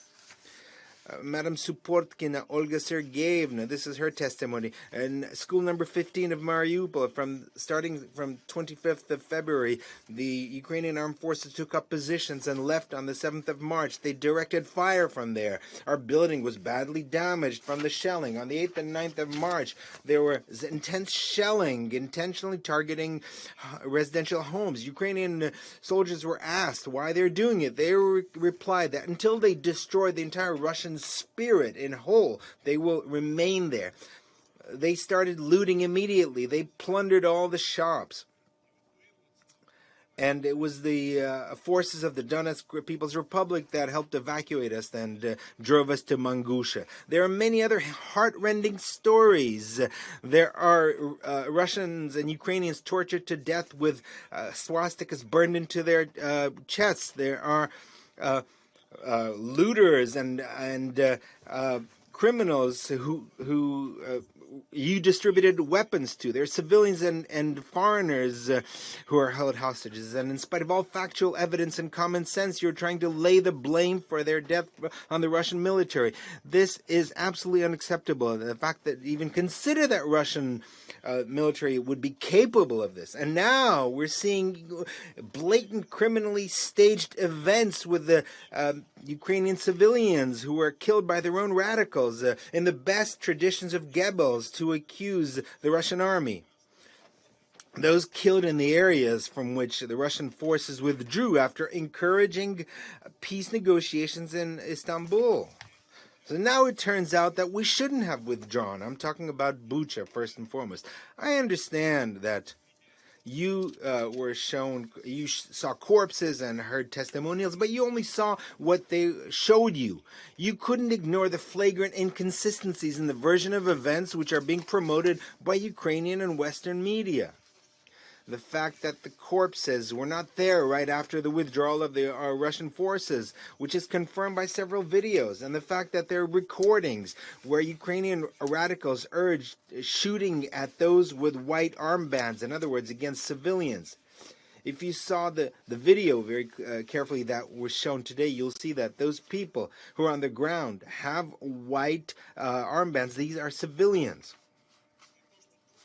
And the fact that the corpses on the video in no way resemble those that could have been lying on the street for 3 or 4 days. And based on the sensational and completely scientifically absurd information of the New York Times, they were there since the 20th of March. So the only ones who could fall for this fake are absolute dilettantes or our Western partners who don't want to hear anything and have been calling black, white, and vice versa for a long time now. Unfortunately, these countries don't give a hoot about Ukraine itself. It's simply a pawn in the geopolitical game against Russia, which they will sacrifice easily. But in the meantime, they will try to prolong the conflict by delivering as much weapons as possible and ammunition. But the most important thing is that how have we sunk to such depths of cruelty that nationalists are displaying, for example, those from the Azov battalion? And you, I'm addressing the Ukrainian president. In your interview with the American media, you coyly, bashfully state that they are what they are. I really hope that you will reflect on this and hope that you will find a solution to the situation, because it depends only on you. Because we came to you, to Ukraine, not to conquer lands. We came to bring the long-awaited peace to the blood-soaked land of Donbass. Not a truce, but a true, lasting peace. And for this, we need to root out the cruelty which I mentioned. We need to cut out the malignant Nazi tumor that is consuming Ukraine and would in time begin to consume Russia. And we will achieve that goal, I hope sooner rather than later, because there is no other outcome. We are not shooting against civilian targets in order to save as many civilians as possible. This is precisely why we're not advancing as fast as many expected. We're not acting like Americans and their allies in Iraq and Syria. We're razing entire cities to the ground. They had no pity for them, but we felt great pity because these are people who are close to us. But radicals have nothing to lose. They couldn't care less about civilians. They're ready to take to the grave with them the entire population of the Ukraine, as was clearly demonstrated by the provocation in Bucha. Don't allow the West to achieve its goals, Vladimir Alexandrovich. Make the right decisions that are needed for your country, because the West is ready to fight in the Ukraine until the last Ukrainian. Make that decision now, because the real situation on the front. Later, it might be too late soon. Thank you very much for your attention. I thank the representative of the Russian Federation for his statement, and I now give the floor to the representative of Ireland. Thank you very much, Madam President, and I'd also like to thank the Secretary-General and our other briefers this morning. I want to express a very warm welcome to President Zelensky being with us this morning. President Zelensky, your courage, your leadership, and the courage of the Ukrainian people are an example to all of us. Secretary-General, on the 24th of February, as Russia launched a large-scale invasion of its neighbour Ukraine, you told the world that Russia's action was wrong, that it was against the Charter, that it was unacceptable. We agreed with you. However, you also told us that this invasion was reversible and called on President Putin to end this war to save innocent lives. We echoed those calls. Sadly, 40 days later, our call has been left unanswered. Instead, over the last 40 days, we have witnessed unprecedented levels of destruction and human suffering. We are watching cities pounded by Russian artillery. We are seeing millions forced to flee their homes, seeking refuge from Russian aggression. Just minutes ago, here in this chamber, we have seen the utterly shocking images of civilians lying dead in the streets of Bucha and elsewhere in Ukraine. Some, we know, are piled into improvised mass graves. Simply harrowing. So many innocent lives lost on our watch as our pleas for peace go unheeded. The attempts here today to deny Russian culpability are frankly appalling in their cynicism, and I see them as an insult to the memory of those slaughtered civilians. Madam President, we roundly condemn the atrocities reportedly committed by the Russian armed forces in a number of occupied Ukrainian towns. The images from Bucha and other towns in the Kyiv region liberated by Ukrainian forces are horrifying. We here cannot suspend our humanity. Our thoughts, first and foremost, must be with the families of those killed. Their pain at the loss of their loved ones in such an unspeakable manner is almost unimaginable. Let's be clear. The Russian authorities are responsible for these atrocities committed while they had effective control of the area. The Russian authorities are subject to the international law of occupation. There can never be impunity from such crimes. Never, ever. Not in Bucha, not in any other town or village, ever. Where crimes have been committed, they must be fully investigated and evidence preserved so that these crimes can be prosecuted by domestic and international courts, including the International Criminal Court. Ireland will continue to support efforts to ensure robust and independent investigation of all violations of international law. We must have accountability and justice for the victims and for the survivors of this war. We at this table share that responsibility in face of such atrocity. We call on the Russian Federation to abide by the order of the International Court of Justice and to immediately cease its military action and withdraw from the entire territory of Ukraine. Madam President, in the last 40 days, we have seen a horrific humanitarian disaster unfold in Ukraine because of the Russian Federation's unprovoked and unjustifiable further invasion of that country. A country where just weeks ago citizens lived in relative peace and prosperity, and one which has been transformed now into one where families lack access to basic necessities, where basements have become bomb shelters, where millions have become IDPs and refugees. The use of explosive weapons in populated areas has had a devastating impact on civilians in the midst of active hostilities. Once again, we call for the parties to the conflict to comply with international humanitarian law, including the obligation to direct attacks only against military objectives, the prohibitions against indiscriminate and disproportionate attacks, and the obligation to take all feasible precautions in attack. We have heard increasing allegations of sexual violence by Russian soldiers. You referred to this morning, Secretary General. We must stress that conflict-related sexual violence can constitute a war crime. The perpetrators of such crimes must be accountable. They must be held accountable. They will be held accountable. Sexual violence is another abhorrent crime of this war that cannot go unanswered.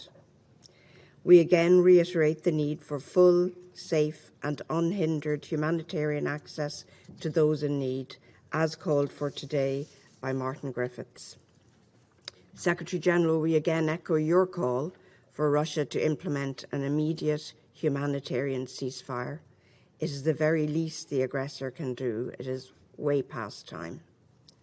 As we know, the reverberations of this war are reaching far beyond Ukraine. It's unacceptable that Russia's war of choice against Ukraine is also having, and will continue to have, significant spillover effects across the globe. Deterioration of food security, surging energy prices, increasing poverty. The most vulnerable and impoverished in developing countries will suffer the most. We utterly reject that.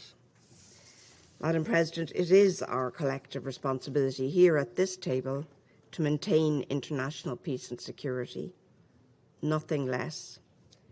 This is why we call on the Russian Federation to stop this war, to stop its unlawful attempts to establish occupying authorities, to stop destabilizing the democratic foundations of the Ukrainian state.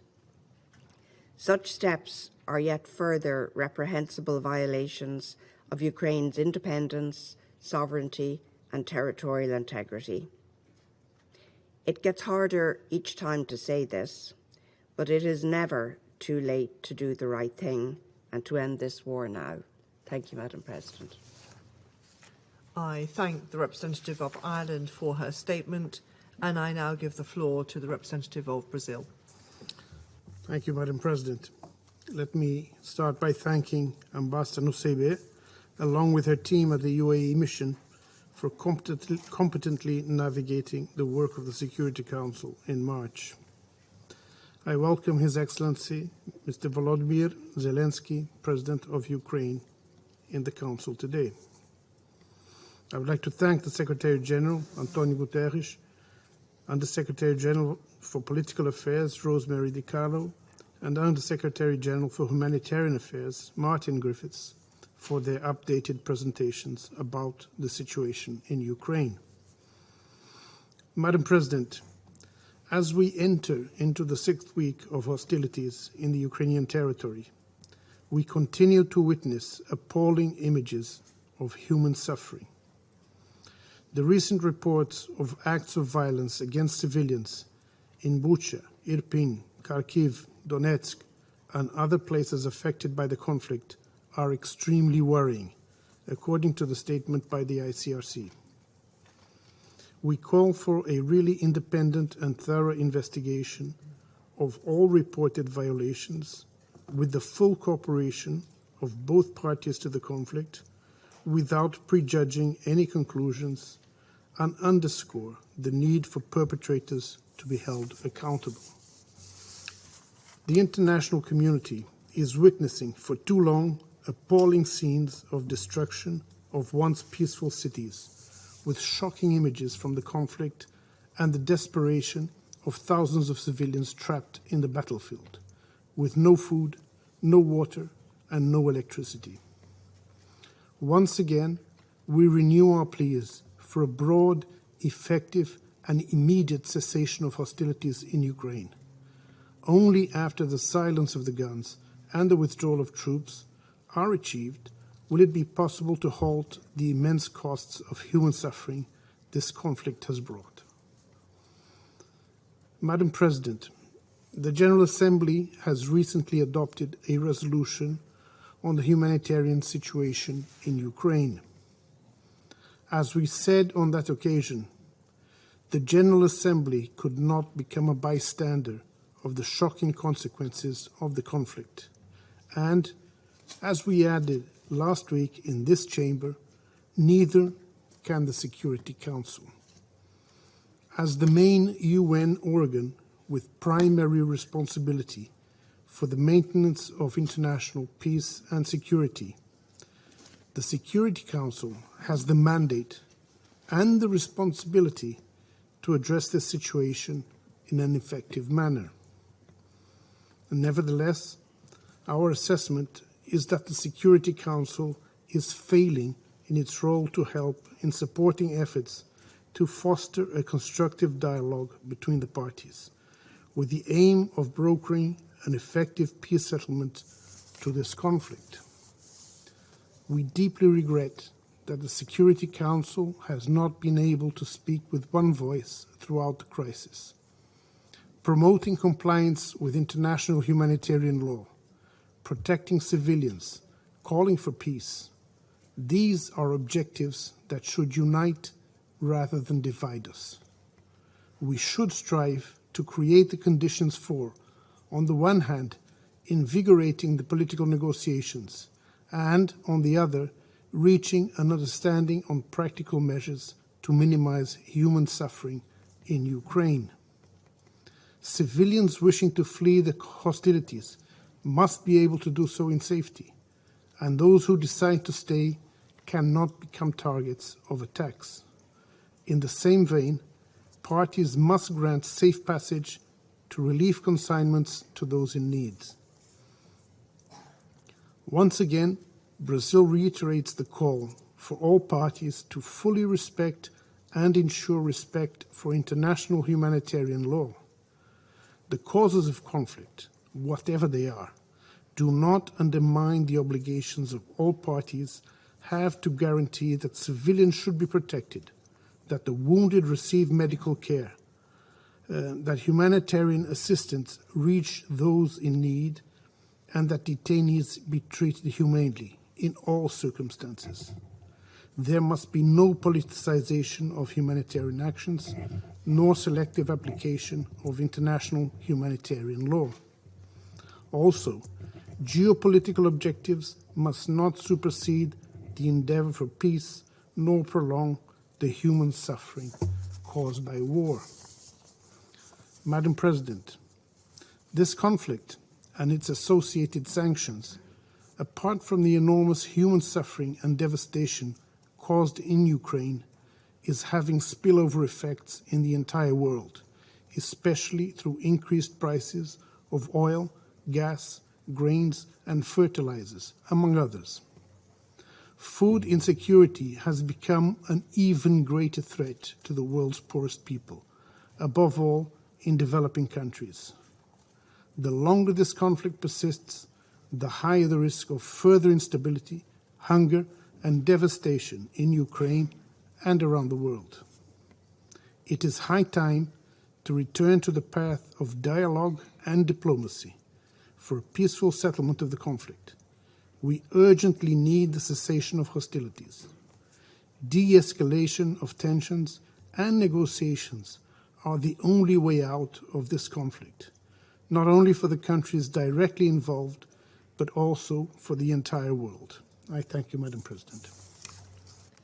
I thank the representative of Brazil for his remarks, and I now give the floor to the representative of Kenya. Thank you, Madam President. I congratulate you on assuming the presidency of the Security Council for April and assure you of my delegation's full support.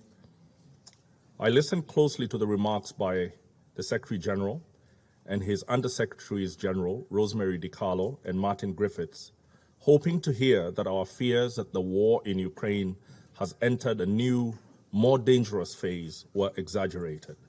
Sadly, they offered no such comfort.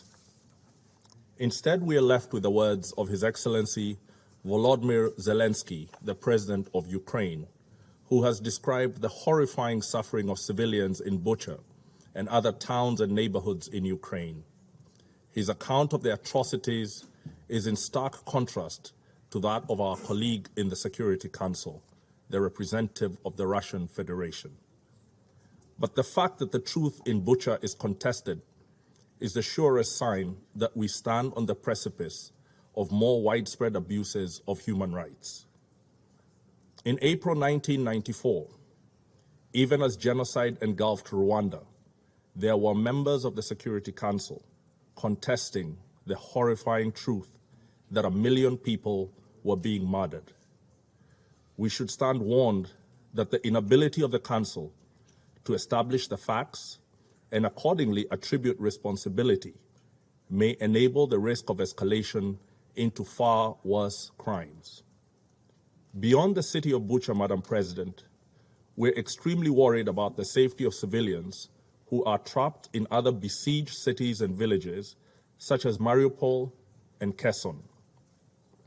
Our actions today should seek to prevent what we have witnessed happen in Bucha take place in Mariupol and Kherson.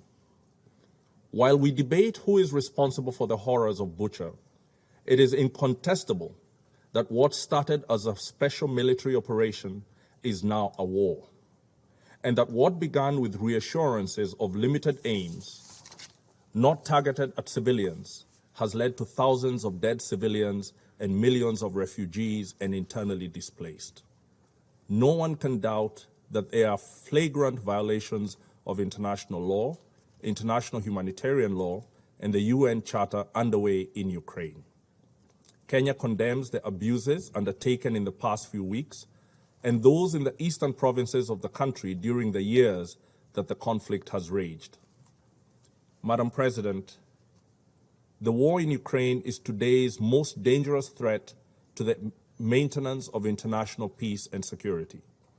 It is the latest assault by the most powerful states against the multilateral order. Their continued abuse of the Charter created growing cracks over the years in the global security order. Now the bottom has fallen out. Ukraine may now become a model for a new generation of disastrous wars on multiple continents. Millions of refugees are being created, and there will be many more as the economic effects of the war produce and intensify conflicts elsewhere. Accelerating food and energy prices are plunging millions into worse forms of poverty. The UN, as a forum for solutions to humanity's most pressing problems, is losing prestige and its historical standing. President Zelensky has left us with ideas for Security Council reform that we need to consider seriously. Things have fallen apart, and the center cannot hold under these assaults on our United Nations. We must reform. There are no easy solutions. Even a negotiation that is not properly structured to protect the people and sovereignty of Ukraine could be the prelude to a wider war. For now, we urge the following urgent steps, understanding their limits due to the continued inability of the Security Council to act decisively. We call for an impartial and prompt United Nations investigation into the atrocities against the civilians in Bucha and other towns in Ukraine. This calls for an immediate end of all hostilities to guarantee unfettered access by the investigating teams. We urge the conflicting parties to immediately make clear to their military personnel that they will be held to account on the basis of command or superior responsibility, if they violate the international laws that regulate warfare. We commend Ukraine's neighbors for opening their borders to refugees of multiple nationalities from Ukraine. We continue to urge them to ensure that the thousands of affected Africans be treated in accordance with international humanitarian law and basic dignity. We commend OCHA and many other organizations and individuals who have come to the aid of the deserving people of Ukraine.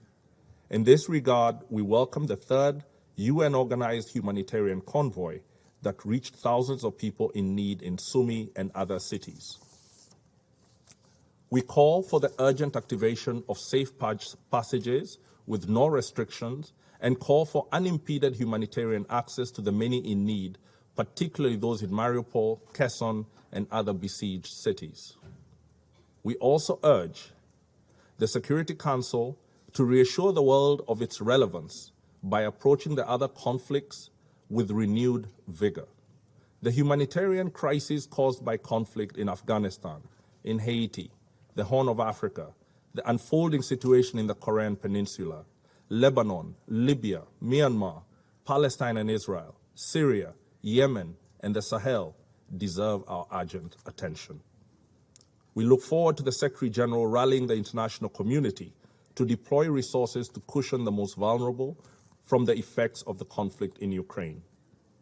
We reiterate our call for the cessation of hostilities to allow humanitarian operations under clearly defined contact lines and humanitarian passages.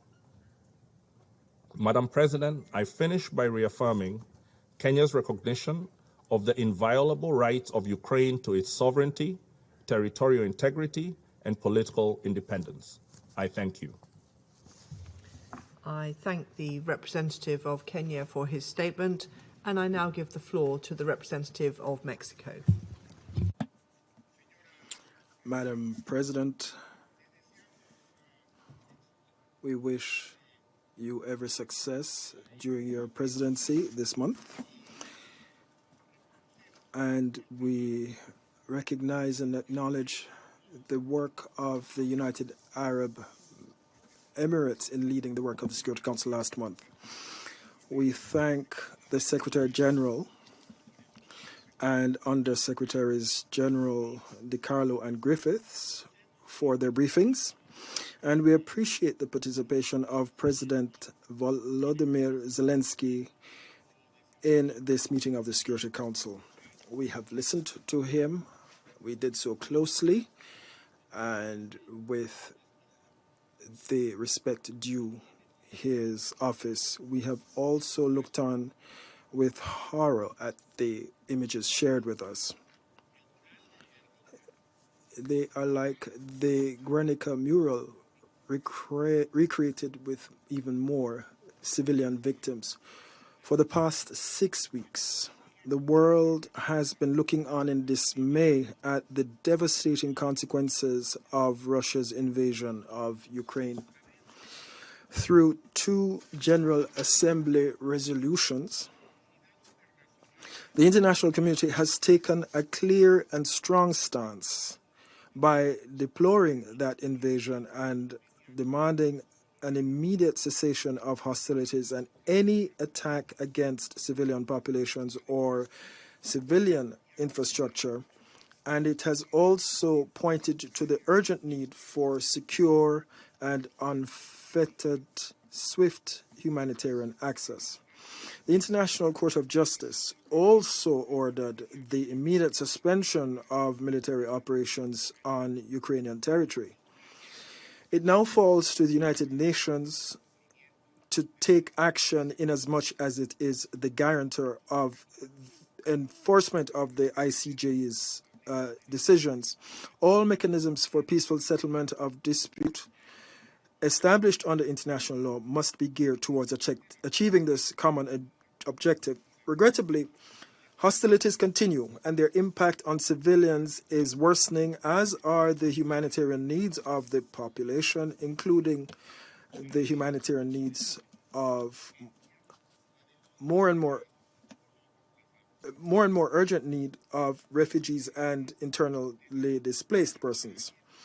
The flood of images of the streets of Bucha and other cities circulating in recent days have moved the world. We strongly condemn the atrocities captured in those images.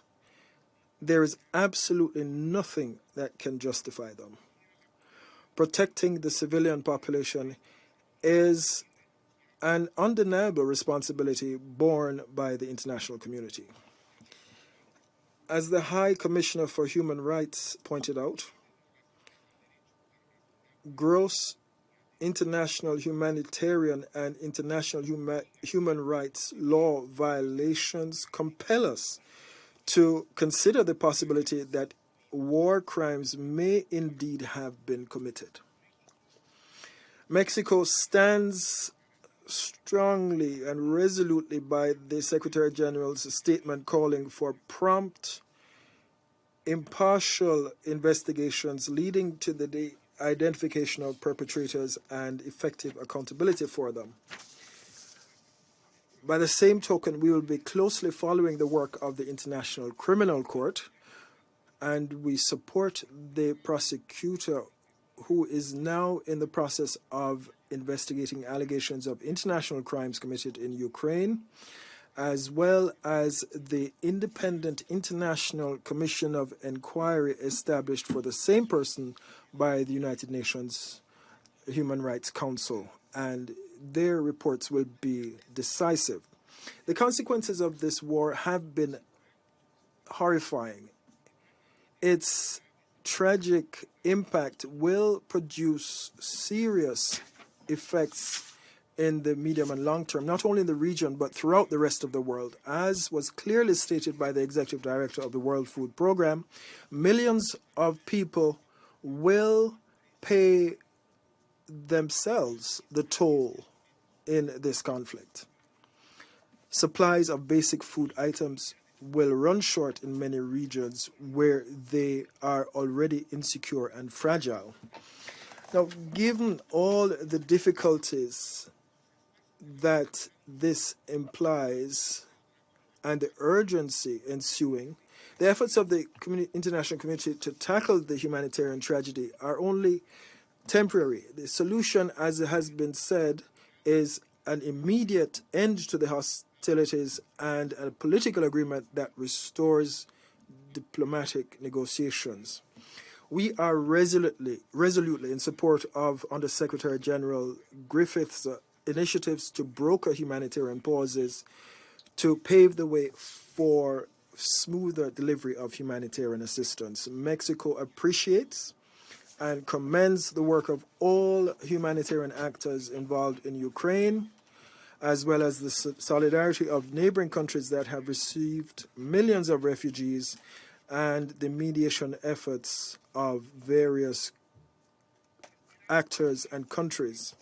It is our hope that this Council will fulfill its responsibility to contribute effectively to putting an end to the war and restoring peace, and to do so in strict compliance with international law and international humanitarian law, and put an end to war and restore peace. Thank you. I thank the representative of Mexico for his statement, and I now give the floor to the representative of India.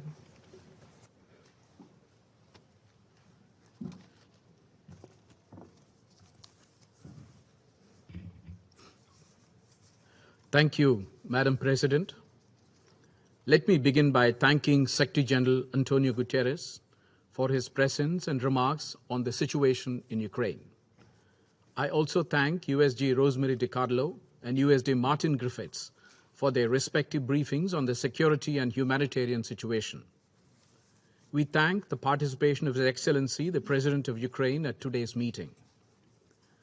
I also take this opportunity to thank the United Arab Emirates and Ambassador Lana Nusaibah for their excellent presidency. Madam President, the situation in Ukraine has not shown any significant improvement since the Council last discussed the issue. The security situation has only deteriorated, as well as its humanitarian consequences. Recent reports of civilian killings in Bushehr are deeply disturbing. We unequivocally condemn these killings and support the call for an independent investigation. We hope the international community will continue to respond positively to the humanitarian needs. We support calls urging for guarantees of safe passage to deliver essential humanitarian and medical supplies. Keeping in view the dire humanitarian situation in Ukraine, India has been sending humanitarian supplies to Ukraine and its neighbors, which include medicines and other essential relief material. We stand ready to provide more medical supplies to Ukraine in the coming days. India continues to remain deeply concerned at the worsening situation and reiterates its call for immediate cessation of violence and end to hostilities. We have emphasized right from the beginning of the conflict the need to pursue the path of diplomacy and dialogue. When innocent human lives are at stake, diplomacy must prevail as the only viable option. In this context, we take note of the ongoing efforts, including the meetings held recently between the parties. The impact of the crisis is being felt beyond the region, with increasing food and energy costs, especially for many developing countries. It is in our collective interest to work constructively, both inside the United Nations and outside, towards seeking an early resolution to the conflict. Allow me to reiterate the importance of UN guiding principles of humanitarian assistance once again.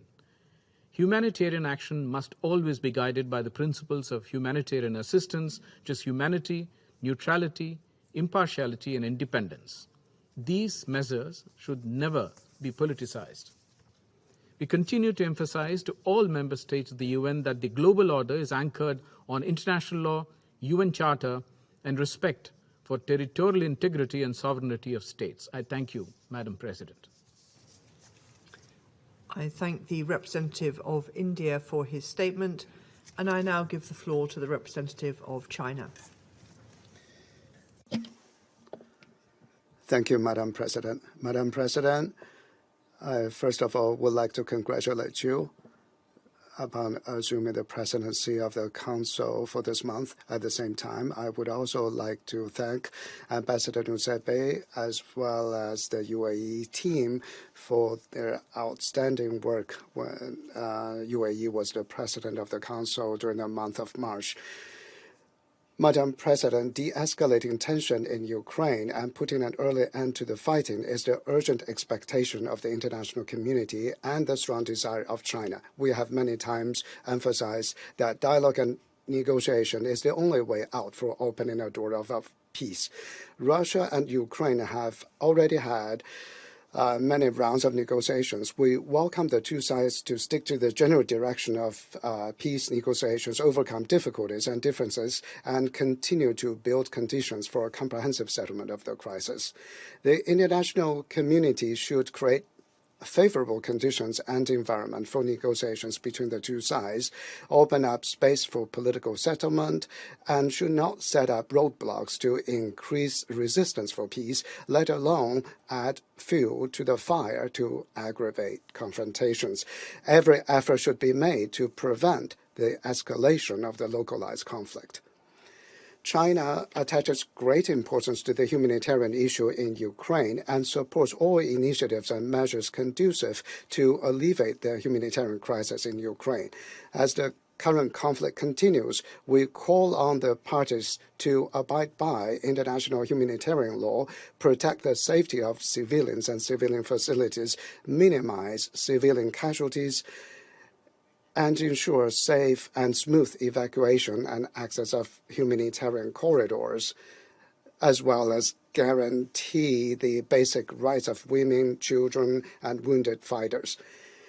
Humanitarian issues should not be politicized. The humanitarian needs of Ukraine and its neighboring countries are enormous. International humanitarian agencies should maintain neutral and impartial should maintain neutrality and impartiality, actively mobilize and coordinate more resources, and make unremitting efforts to save lives and protect civilians. China has provided and will continue to provide humanitarian assistance to Ukraine and its neighboring countries.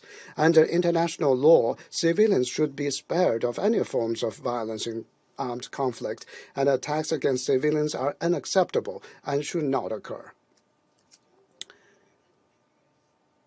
The reports and images of civilian deaths in Bucha are very disturbing, and the relevant circumstances and specific causes of the incident must be verified and established.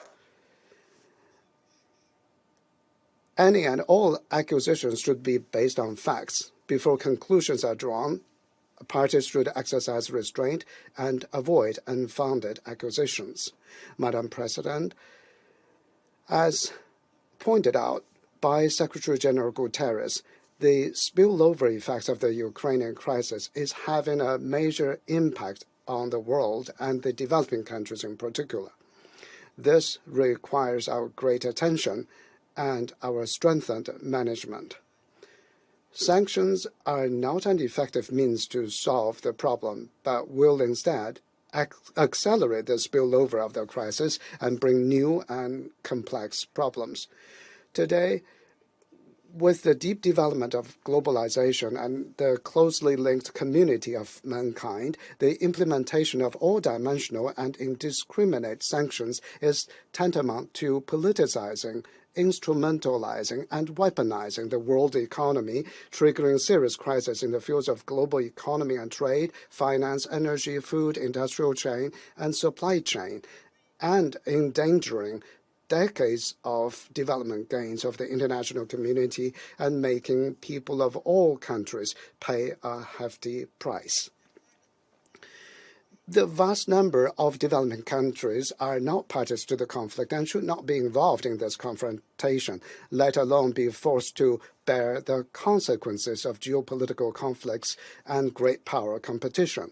The world's major economies should be responsible for managing the risk of crisis spillover and maintaining the stability of global markets and the momentum of the global economic recovery. Madam President, more than 30 years after the end of the Cold War, such a geopolitical tragedy taking place in Europe now deserves our profound reflection.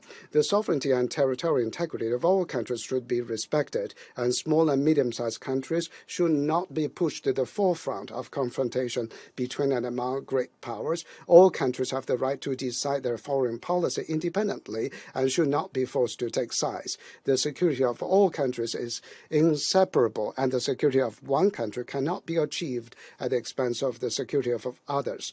We call upon the United States, NATO, and the European Union to engage in comprehensive dialogues with Russia to face head-on their differences accumulated over the years, find solutions to the problem, and promote the building of a balanced, effective, and sustainable regional security framework.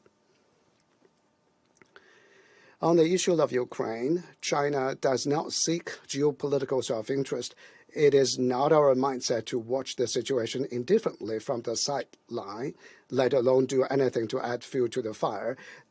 There's only one goal we sincerely look forward to, and that is peace.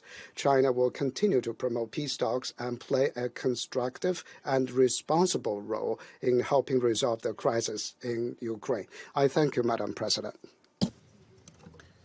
I thank the representative of China for his statement, and I now give the floor to the representative of France. Madame la Présidente.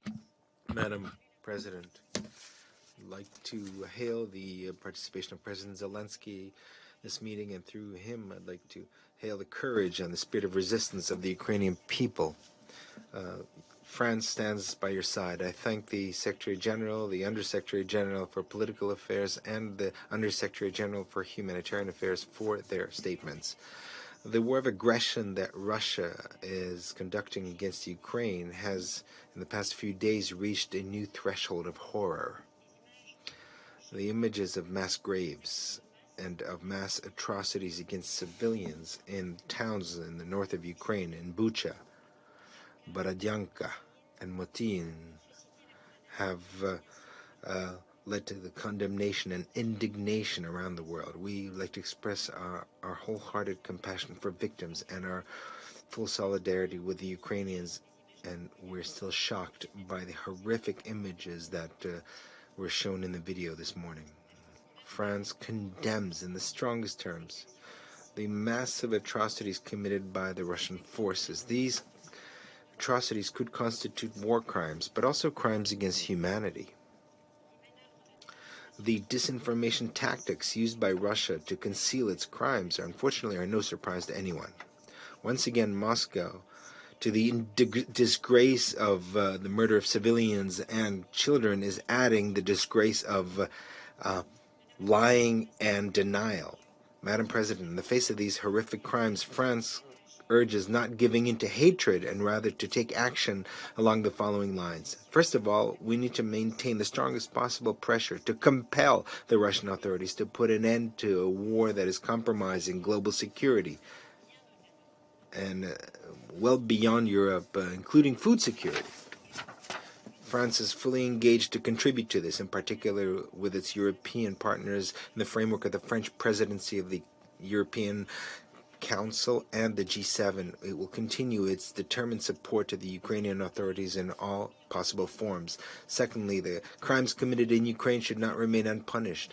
Credible, independent inquiries should be conducted to allow national and international jurisdictions that have competence to judge the perpetrators of these atrocities. In particular, we call on Russia as well as Ukraine to fully cooperate with the International Criminal Court and with the Commission of Inquiry set up by the Human Rights Council. Madam President, Russia is pursuing methodically and with determination its war of Ukraine with its share of destruction and tragedy. We call for the respect of international humanitarian law. Civilians, including children and humanitarian personnel, must be protected. The same goes for civilian infrastructure, in particular hospitals and schools. We welcome the mobilization of the countries neighboring Ukraine, who are playing a major role in receiving refugees. The hospitality that they've demonstrated is a credit to Europe. The European Union has in particular mobilized a package of over 500 million euros of urgent support to the Ukraine, and the European Council that took place on the 24th and 25th of March also is planning to set up a trust fund of solidarity for the Ukraine. France has also contributed 100 million of humanitarian assistance. We support the efforts of the Secretary General and Martin Griffith to achieve a humanitarian ceasefire, to allow the evacuation of civilians from besieged cities, and to ensure access of humanitarian assistance. All efforts should be made in order to achieve a cessation of hostilities. This is an initial stage towards a lasting solution to the conflict, and it's necessary for the credibility of the Russian involvement in negotiations. France is determined to continue to contribute to efforts of peace, in particular by supporting Ukrainian authorities in seeking a political solution once the ceasefire is achieved, as well as by maintaining channels of dialogue with Russia. Madam President, as the French Minister of Europe and Foreign Affairs recalled on the 3rd of April, France is fully engaged in putting an end to this war of aggression, of which the human cost and humanitarian impact is increasing by the day. In the face of the horror of the Russian aggression, France reaffirms its solidarity and support with the Ukraine and Ukrainian people. We also call on the Russian people, who are also victims in this war, to continue to find ways of expressing their opposition to this conflict, in spite of the repression. This is necessary to break the logic of hatred in which Vladimir Putin wants to imprison both Ukrainians and Russians. Thank you very much. I thank the representative of France for her statement, and I now give the floor to the representative of Norway.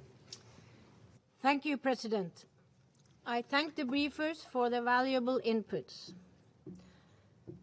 Norway also expressed its utmost support to you, Secretary General, to make full use of your good offices in search for a peaceful solution.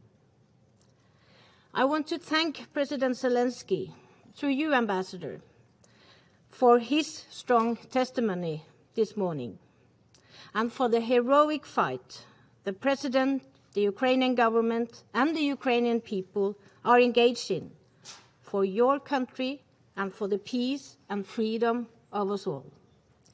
We are with you and we support you. As we heard from President Zelensky and have seen this weekend, the need for peace could not be more urgent. For more than 40 days and nights, attacks from Russia have continued to batter the Ukrainian people and their cities, causing death and destruction. And the suffering is escalating. We too are appalled by the reports coming out of the areas around Kyiv and other regions. We are deeply shocked by the atrocities committed against civilians in places that have been held by the Russian forces, including Bucha. The images are distressing: dead bodies on the roads and in mass graves, homes, schools, hospitals, and other civilian infrastructure destroyed and reportedly left mined. President, Russia is desperate to hide the truth about the war, but atrocities must be investigated and those responsible must be brought to justice. In this respect, we welcome the establishment by the Human Rights Council of a Commission of Inquiry on Ukraine to investigate all alleged violations of international humanitarian law and human rights law. And we also welcome that the ICC has opened an investigation into the situation in Ukraine. We urge Russia and everyone holding evidence to fully cooperate with these investigations. We cannot allow there to be impunity for war crimes being committed in Ukraine. The world is watching. President, Russia's unprovoked and illegal war against Ukraine, a free and sovereign country, is also an attack on democratic values and on freedom. It is a blatant violation of international law and the very principles of the UN Charter. And as the Secretary General underlined this morning, this Council has a responsibility. We must do everything in our power to end the war and to mitigate its impact. Let me repeat the message by the Norwegian Prime Minister Støre gave to President Putin when they spoke on Thursday. He urged him to cease the hostilities and emphasized that Russia must ensure rapid, safe, and unimpeded humanitarian access to the civilian population, particularly in Mariupol. He stressed also the need to find a negotiated solution to end the war. President, the suffering is widespread. Russia's war is causing the largest humanitarian crisis in Europe since the Second World War. A quarter of the Ukrainian population has now been displaced, and cluster munition will continue to maim and kill long after the conflict has ended. The reconstruction, when it comes, will take years. Ukraine has been set back decades in its economic development, and the consequences of this war will be felt by generations of Ukrainians. Russia's war is also being felt globally, exacerbating other humanitarian crises and causing a serious negative effect on the agricultural sector with a global rise in food insecurity and increased prices of fuel and fertilizers. President, before concluding, let me be very clear. Russia must abide by international law. It must comply with the order of the International Court of Justice to immediately suspend its military operation and to withdraw its troops from Ukraine. The killing and destruction must end. Russia must stop its illegal war. Thank you. The representative of Norway for her statement, and I now give the floor to the representative of Ghana. Thank you very much, Madam President. I congratulate the UAE for its successful presidency in the preceding month and wish you and the UK delegation the very best for this month. Let me begin by thanking the Secretary General for his statement to the Council and welcoming the briefings of USG Rosemary DiCarlo and USG and Emergency Relief Coordinator Martin Griffiths on the prevailing situation in Ukraine and the coordinated humanitarian response of the United Nations agencies in the face of difficult operational challenges on the ground. I also welcome the virtual participation in this meeting of the President of Ukraine, His Excellency, Mr. Vladimir Zelensky.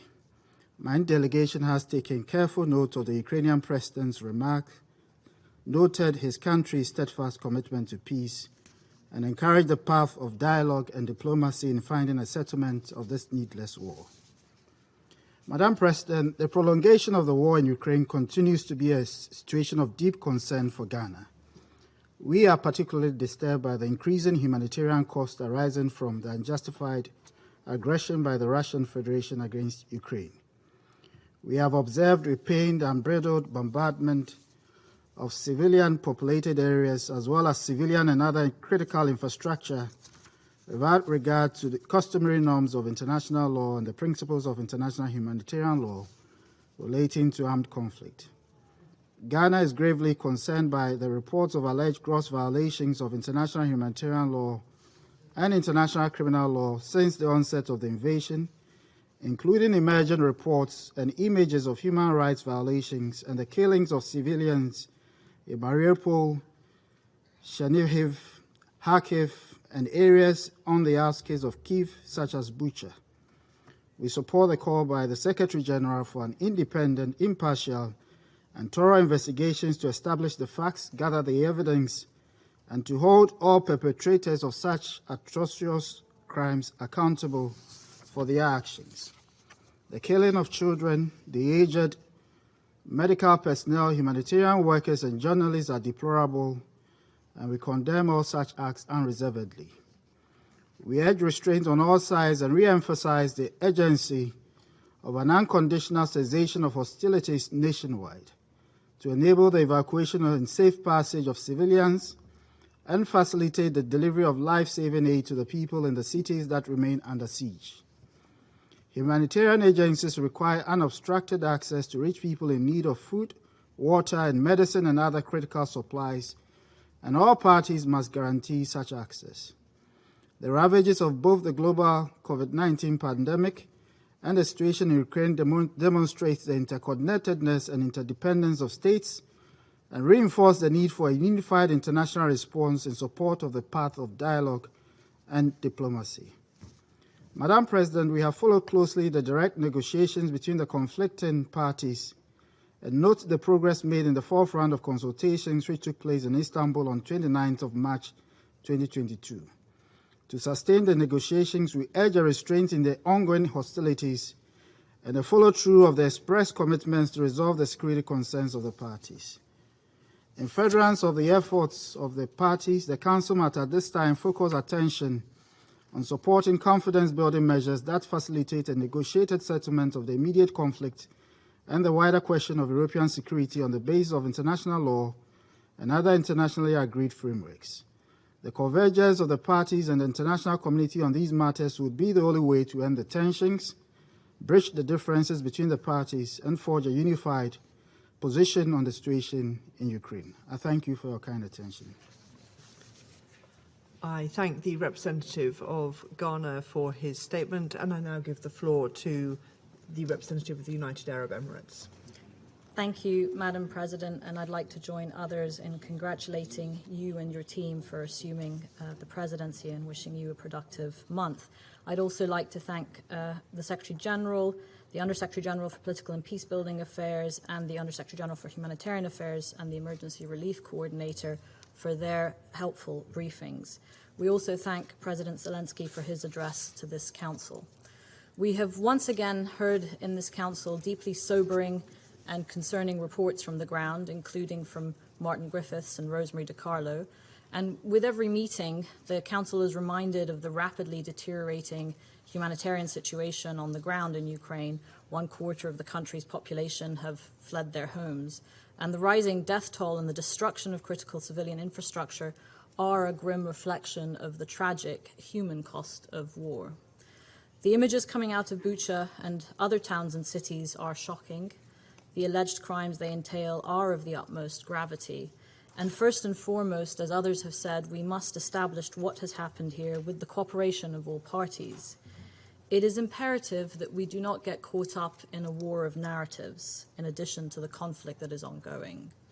Indeed, we need to allow for the existing mechanisms to investigate the facts on the ground impartially so that justice for all victims can be served, and we acknowledge the Secretary General's call for that independent investigation, as well as last week's appointment of the members of the Human Rights Council's Independent International Commission of Inquiry on Ukraine.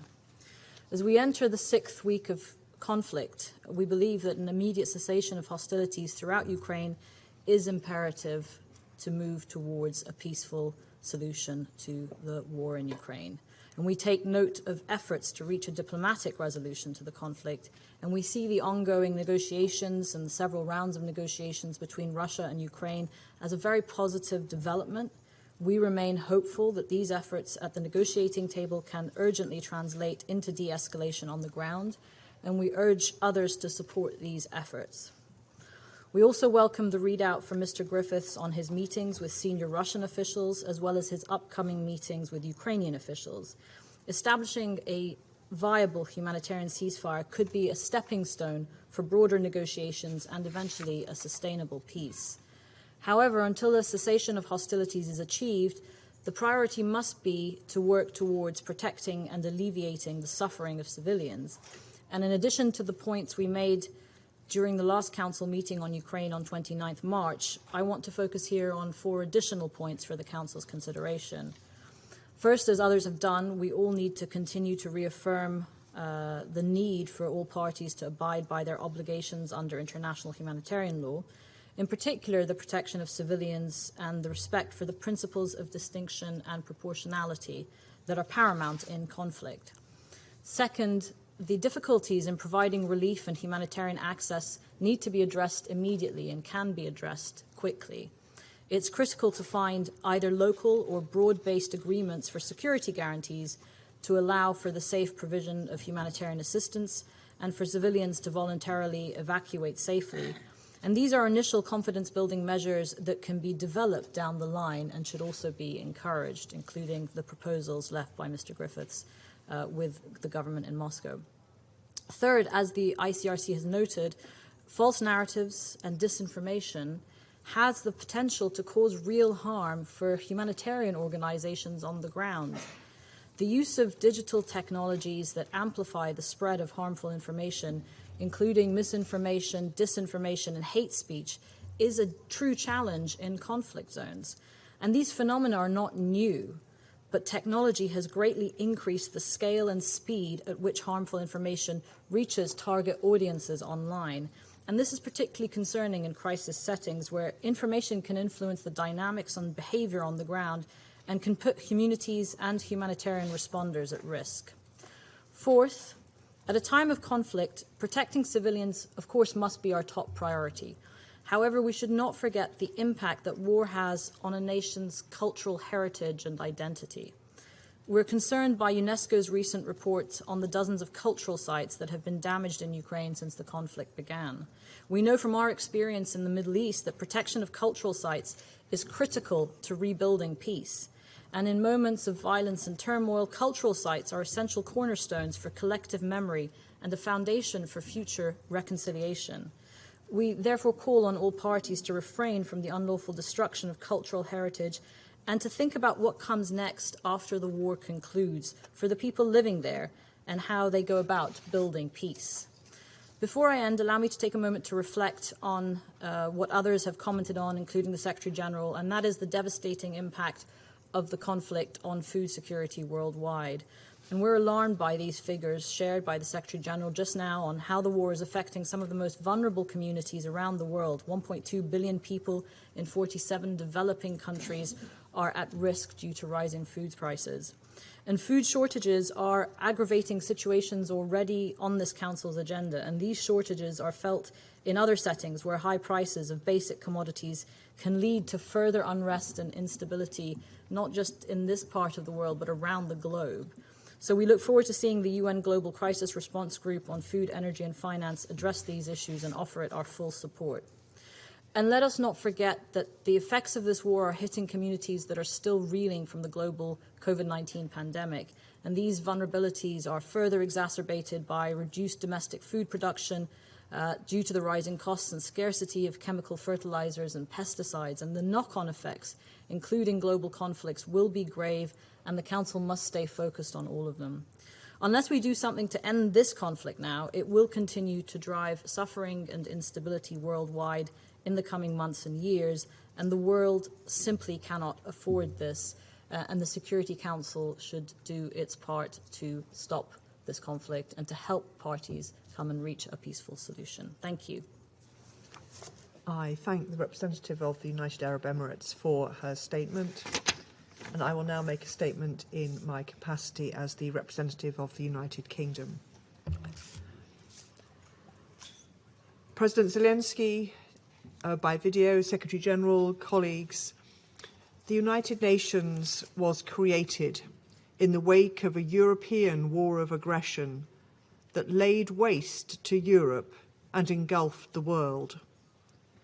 All of us who signed the UN Charter committed to ending the scourge of war, to fundamental human rights, the dignity and worth of the human person, the equal rights of nations large and small, to justice and respect for international law.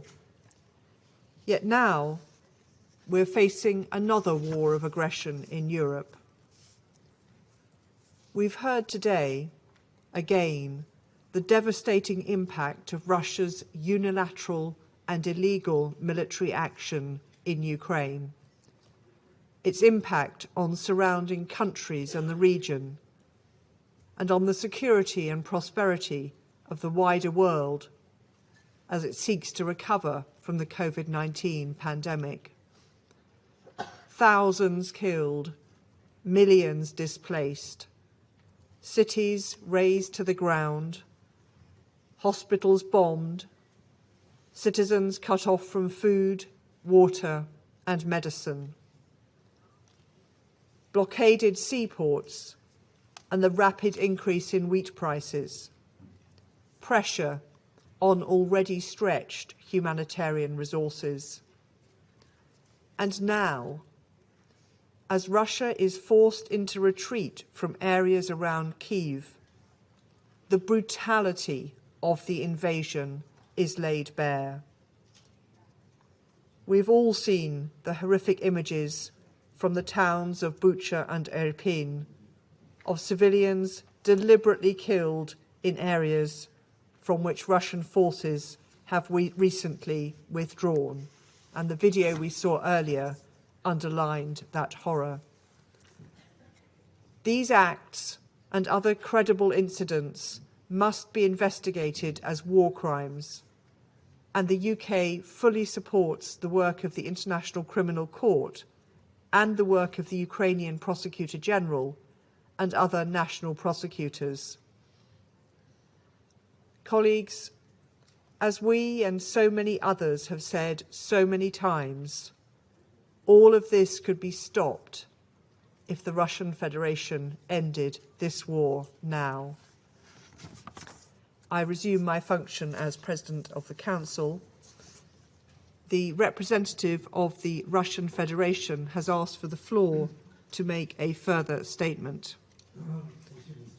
Thank you, Madam President. I know that this does not bring us closer to the end of today's meeting, but since today's topic is extremely important, I think it's essential to say a few words about what was the reason for this meeting, which we didn't have a chance to say yesterday because we were not given a chance to have a separate meeting of the Security Council on this topic. And unfortunately, yesterday's meeting, in any way possible, our Western colleagues tried to kind of sweep it under the carpet, and we have seen an example of how of the new rules-based order.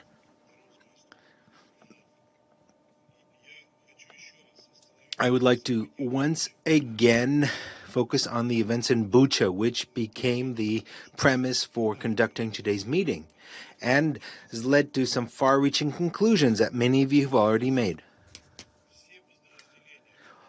All units of the Russian armed forces fully withdrew from Bucha as a gesture of good faith on the 30th of March.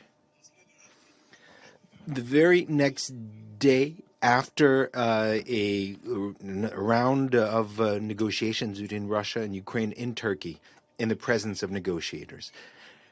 Now, a report about this was published that very same day on an official website of the Russian Defense Ministry. During the time that the town was under the control of the Russian armed forces, not a single civilian suffered from any kind of violence. People were able to move around freely around the town and use their cell phones. Furthermore, the towns of the Kiev Oblast was the Russian army supplied 450 tons of humanitarian assistance to those cities. This was confirmed. Now, the towns, the Russian army did not prevent people from leaving the towns. All inhabitants could freely leave the towns toward the north. At the same time, the southern areas of Bucha, including residential areas, were shelled round the clock by Ukrainian forces from using heavy caliber weapons, tanks, and mortars. Already after the withdrawal of the Russian forces, the mayor of Bucha, Anatoly Fedoruk, in his video statement on the 31st of March, presented this as a heroic liberation of the city by the Ukrainian armed forces.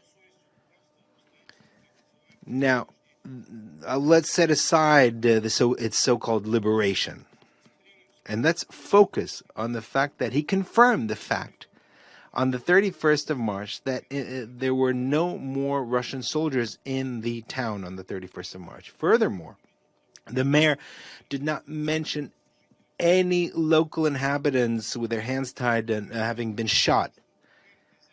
I mean, could you believe that the mayor would not have noticed on the streets, as reported, of 280 corpses? He wouldn't have noticed that?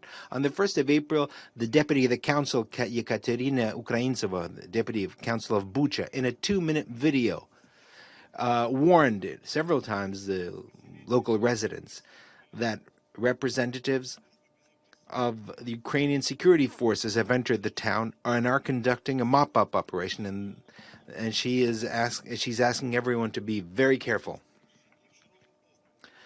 Now, on social media, you can also find an almost 8-minute video about the announced mop-up of Bucha by the Ukrainian National Police on the 2nd of April. On that video, there are no bodies of civilians on the streets. Furthermore, on that video, the National Guard of Ukraine also interviews local residents who didn't mention any corpses or mass shootings. On one of the Ukrainian news sites, there was also a warning posted on the upcoming mop-up of Bucha on the 2nd of April from a mop-up of Russian collaborators. Now that's been deleted, but users were able to save that video. Now, testimony, so-called testimony of crimes, or evidence of crimes by the Russian armed forces in Bucha appeared only on the 3rd of April, on the 4th day after the Russian forces left the town. Once again, without any evidence based on the presumption of guilt, the Russian army is being accused of some kind of evil deeds. Now, of course, we could not notice how these Ukrainian videos were taken up by Western media and human rights organizations who claim to be impartial, and the clear inconsistency between the Ukrainian version and the actual facts is clear. If the corpses of civilians had been out in the open several days, they would have had several signs that were well known to forensic specialists. And our Western colleagues don't seem to be bothered by that. Otherwise, the New York Times would not even go further by stating that the corpses were there on the street since the 20th of March. Can you imagine what kind of state they would have been in? Furthermore, many of the bodies in the videos circulated by the Ukraine had white bands, armbands on. These are armbands that were worn by civilians after the entry of the Russian armed forces into the town. And one of the videos posted by Ukrainian radicals, you could hear a call to shoot anyone who doesn't have blue arm bands on. That video during the mop-up of Bucha was posted by a member of the territorial defense battalion to whom the Ukrainian authorities handed out weapons. Furthermore, the member of the city council of Bucha, who I mentioned, Yekaterina Ukraintseva, stated on the website Meduza that she did not see the Russian forces execute any civilians. In the same interview, she confirms that it's Ukrainian armed forces that are guilty of most of the violations. Of course, these are details that have not been mentioned in the presentations of our Western and Ukrainian colleagues.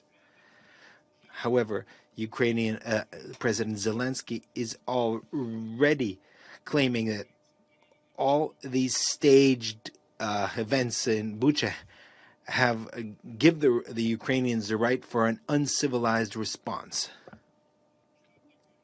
Well, we can just imagine what that is, based on how Ukrainian radicals behaved in the east of Ukraine. Many testimonials of their crimes are shocking. Unfortunately, Ukrainian experts on disinformation and staging do not intend to stop there. As the Ministry of Defense claimed, based on confirmed information in the evening of the 4th of April in the town of Moshun, 23 kilometers to the northwest of Kiev, troops from the 72nd Ukrainian Main Center of Psychological Operations conducted another staged video of so-called killing by Russian troops of civilians for future circulation by Western media. These kinds of activities have been carried out by in Suma and other towns. So in conclusion, I would like to address my Western colleagues. We understand very well that what you're doing by fueling anti-Russian hysteria every single day. So we are assuming that there will be further horrible provocations similar to the one in Bucha. New attempts to discredit Russian soldiers and to present them as murderers and rapists. I said once again that this is an incredibly low blow. Of course, you're not interested in the fact that modern technologies today make it possible to create any video. We watched a video today presented by the Ukrainian side. Today, already the Ukraine is full of in fact, information refuting what was in the video, stating that it wasn't filmed in the right place with not the right people. And just a few words to my American colleague, who declared a crusade to exclude Russia from the Human Rights Council. This is stated by the representative of a country who 3 years ago criticized the Council in the strongest, harshest terms, that it had the audacity of condemning the actions of American soldiers in Afghanistan. And as is well known, the United States left the Council. So I hope that our colleagues from the United Nations will not allow themselves to be manipulated and play up to Washington and its very dangerous games. Thank you very much. I thank the representative of the Russian Federation for his statement. The representative of Ukraine has asked for the floor to make a further statement.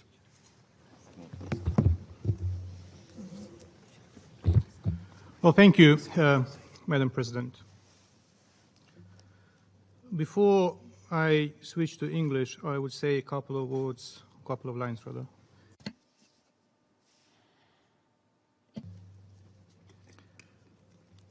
Мы уже привыкли. We have become accustomed to the lies that are constantly being spewed in the chamber of the Security Council. Comrade Nebenzia decided to quote from an interview from a media outlet called Medusa. I'd like to ask Comrade Nebenzia, excuse me, why he doesn't quote the interview in full. Let me quote that interview, who the representative of Putin wanted to use for his purposes. I'm quoting. These are the words of the woman who he mentioned, and I'm quoting.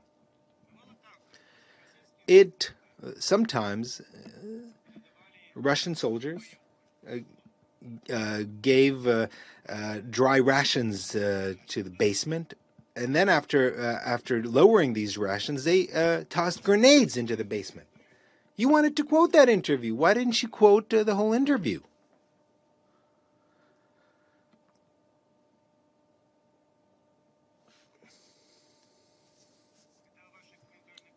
This is about your humanitarian assistance, after you provide that humanitarian assistance, you toss grenades. That's an interview from the same woman who you mentioned.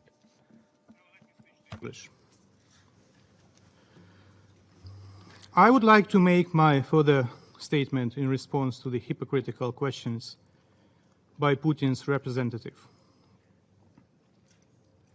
After the video we saw with the shocking images from Bucha, Irpin, Matizhin, and other sites, he should ask these very questions to himself.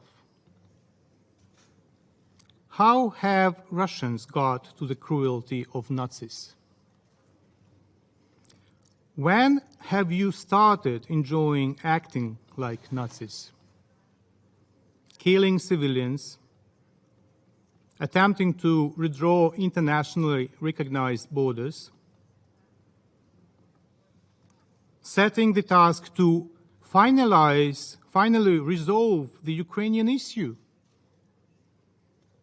like Hitler attempted to resolve the Jewish issue. When did you miss the point of Russia's turning into the Nazi-style cancerous tumor? Unable and unwilling to stop expanding and bringing to neighboring nations sufferings, destruction, pain, and death. I'm appalled over your cynical and outright lie that you don't hit civilian targets, and that is why you're moving so slowly. You hit the civilian targets and you kill the civilians. Shall I quote your own words of yesterday in the press conference that you gave here in the headquarters?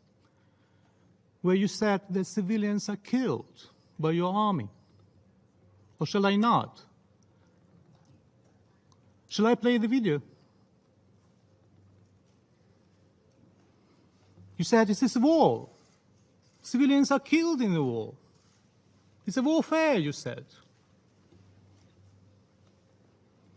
Or perhaps in your mindset, a children's hospital in Mykolaiv, destroyed by the Russian strike yesterday, was a military target. And perhaps a child killed as a result of the strike was a Ukrainian nationalist. The only truth you've said is that you are not moving as planned. And the only reason is the resistance of the Ukrainian army and the Ukrainian people, not your smart military planning.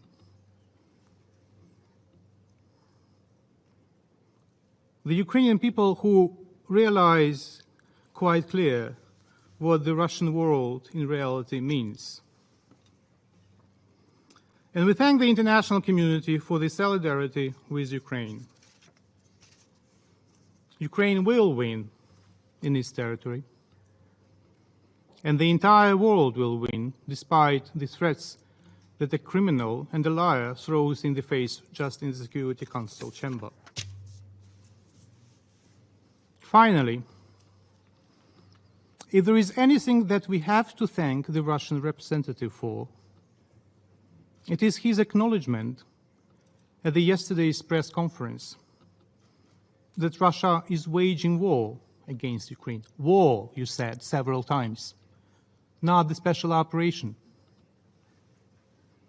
And I consider this confession shall impact the UN assessment of what is going on in the center of Europe. Perhaps it was the unique moment when we should believe what a fully accredited representative says in the United Nations. Hence, once again, a reminder to Putin's diplomats. Ribbentrop denied any knowledge of concentration camps, racial extermination policies, yet was found guilty at Nuremberg war crime trial. And we all know what happened to him on the 16th of October 1946. I thank you. I thank the representative of Ukraine for his statement. I now give the floor to His Excellency Mr. Olof Skog, the head of delegation of the European Union to the United Nations. Thank you, Madam President. I address the Security Council on behalf of the European Union and its member states. North Macedonia, Montenegro and Albania, Bosnia and Herzegovina, Iceland and Liechtenstein, Republic of Moldova, Georgia, Monaco and San Marino all aligned themselves with this statement. And I wanted to start by congratulating you, Madam President, for the United Kingdom for assuming the presidency for the month of April and for convening this meeting and for inviting us to speak, and also acknowledge the presidency of March of the United Arab Emirates. I want to thank the Secretary General, Under Secretary Generals Di Carlo and Griffiths for their presentations, and I want to express our full support, solidarity and respect for the heroic people of Ukraine as embodied by the message this morning by President Zelensky. Madam President, 41 days ago, Russia decided to wage a war of aggression against Ukraine in blatant violation of international law, the principles of the UN Charter and of the acquis of the OSCE, an affront to the rules-based order and to the global security and stability. And we have heard and seen again today the tremendous cost to the people of Ukraine. The dramatic consequences of Russia's war of choice are well known. Thousands of lives have been lost. Over 11 million people, most of them women and children, have been forced to leave their homes. Over 500 schools and 52 hospitals have been shelled. Entire cities have been razed to the ground. The unfolding drama in Mariupol and the images from Bucha stain our common humanity. Russia must stop this senseless act of violence. The EU condemns in the strongest terms Russia's unjustified and unprovoked war of aggression against Ukraine. We demand that Russia immediately stop its military aggression, immediately and unconditionally withdraw all forces from the entire territory of Ukraine, and fully respect Ukraine's territorial integrity, sovereignty and independence within its internationally recognized borders as demanded by the United Nations General Assembly.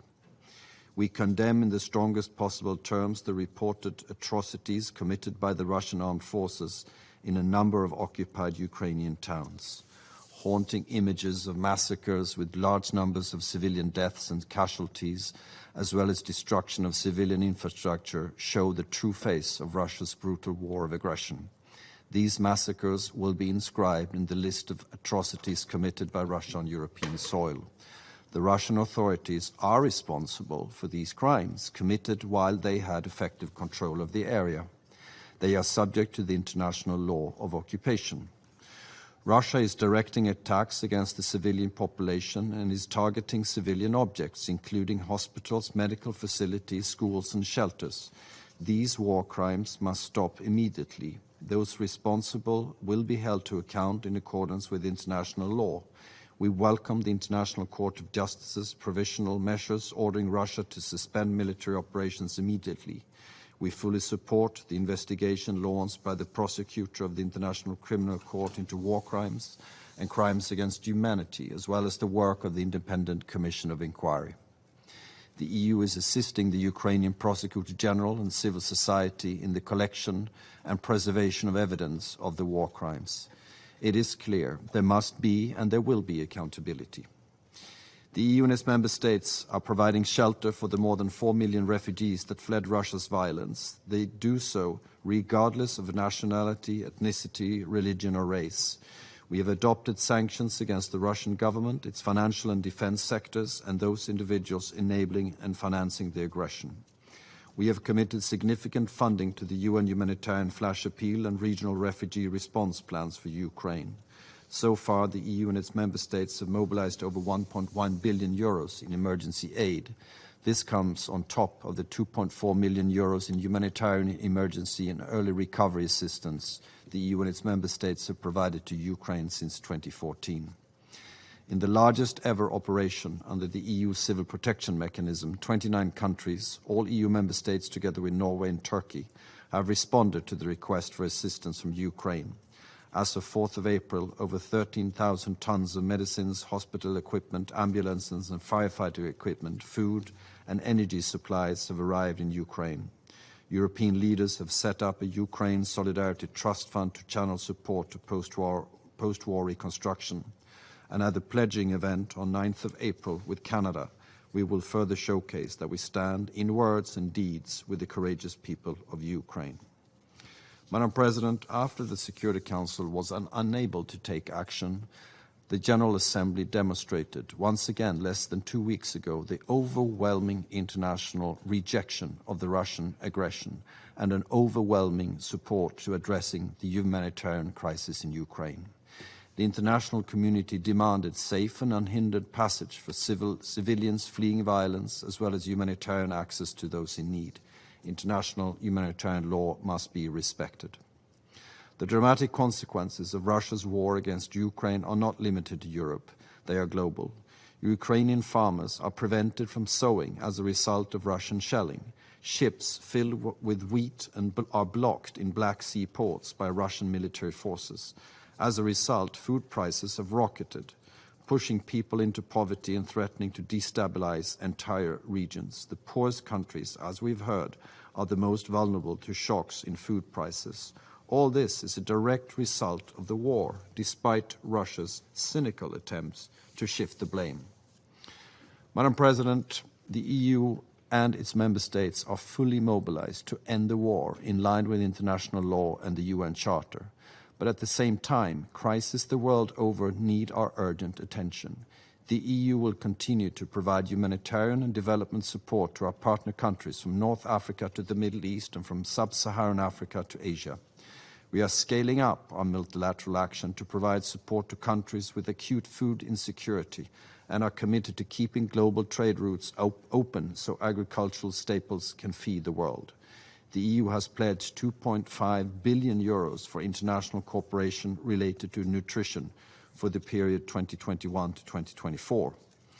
We also fully support the work of the UN to deliver and scaling up humanitarian assistance, protect refugees, and work towards a ceasefire. With a particular focus on food security, we will contribute to the work of the Global Crisis Response Group to deal with the global social and economic effects of the war.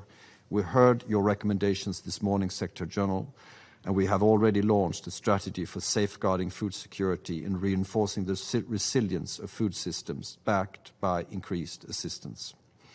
Madam President, once again, we call on Russia to cease the destruction of innocent life across Ukraine and immediately and unconditionally withdraw all its troops. We call for an immediate ceasefire, safe passage to civilians trapped in war zones, and uninterrupted humanitarian access. We stand in solidarity with the people of Ukraine and all other people affected by the war of Russian aggression. We stand in support of Ukraine's sovereignty and territorial integrity, and we will continue to work diligently with the UN and our partners to end this aggression and address the humanitarian needs. I thank you, Madam President. I thank His Excellency Mr. Skoog for his statement. I also acknowledge the written statement submitted by the delegation of Poland earlier before the meeting, and also from the 8 Nordic Baltic countries. There are no more names inscribed on the list of speakers. The meeting is adjourned.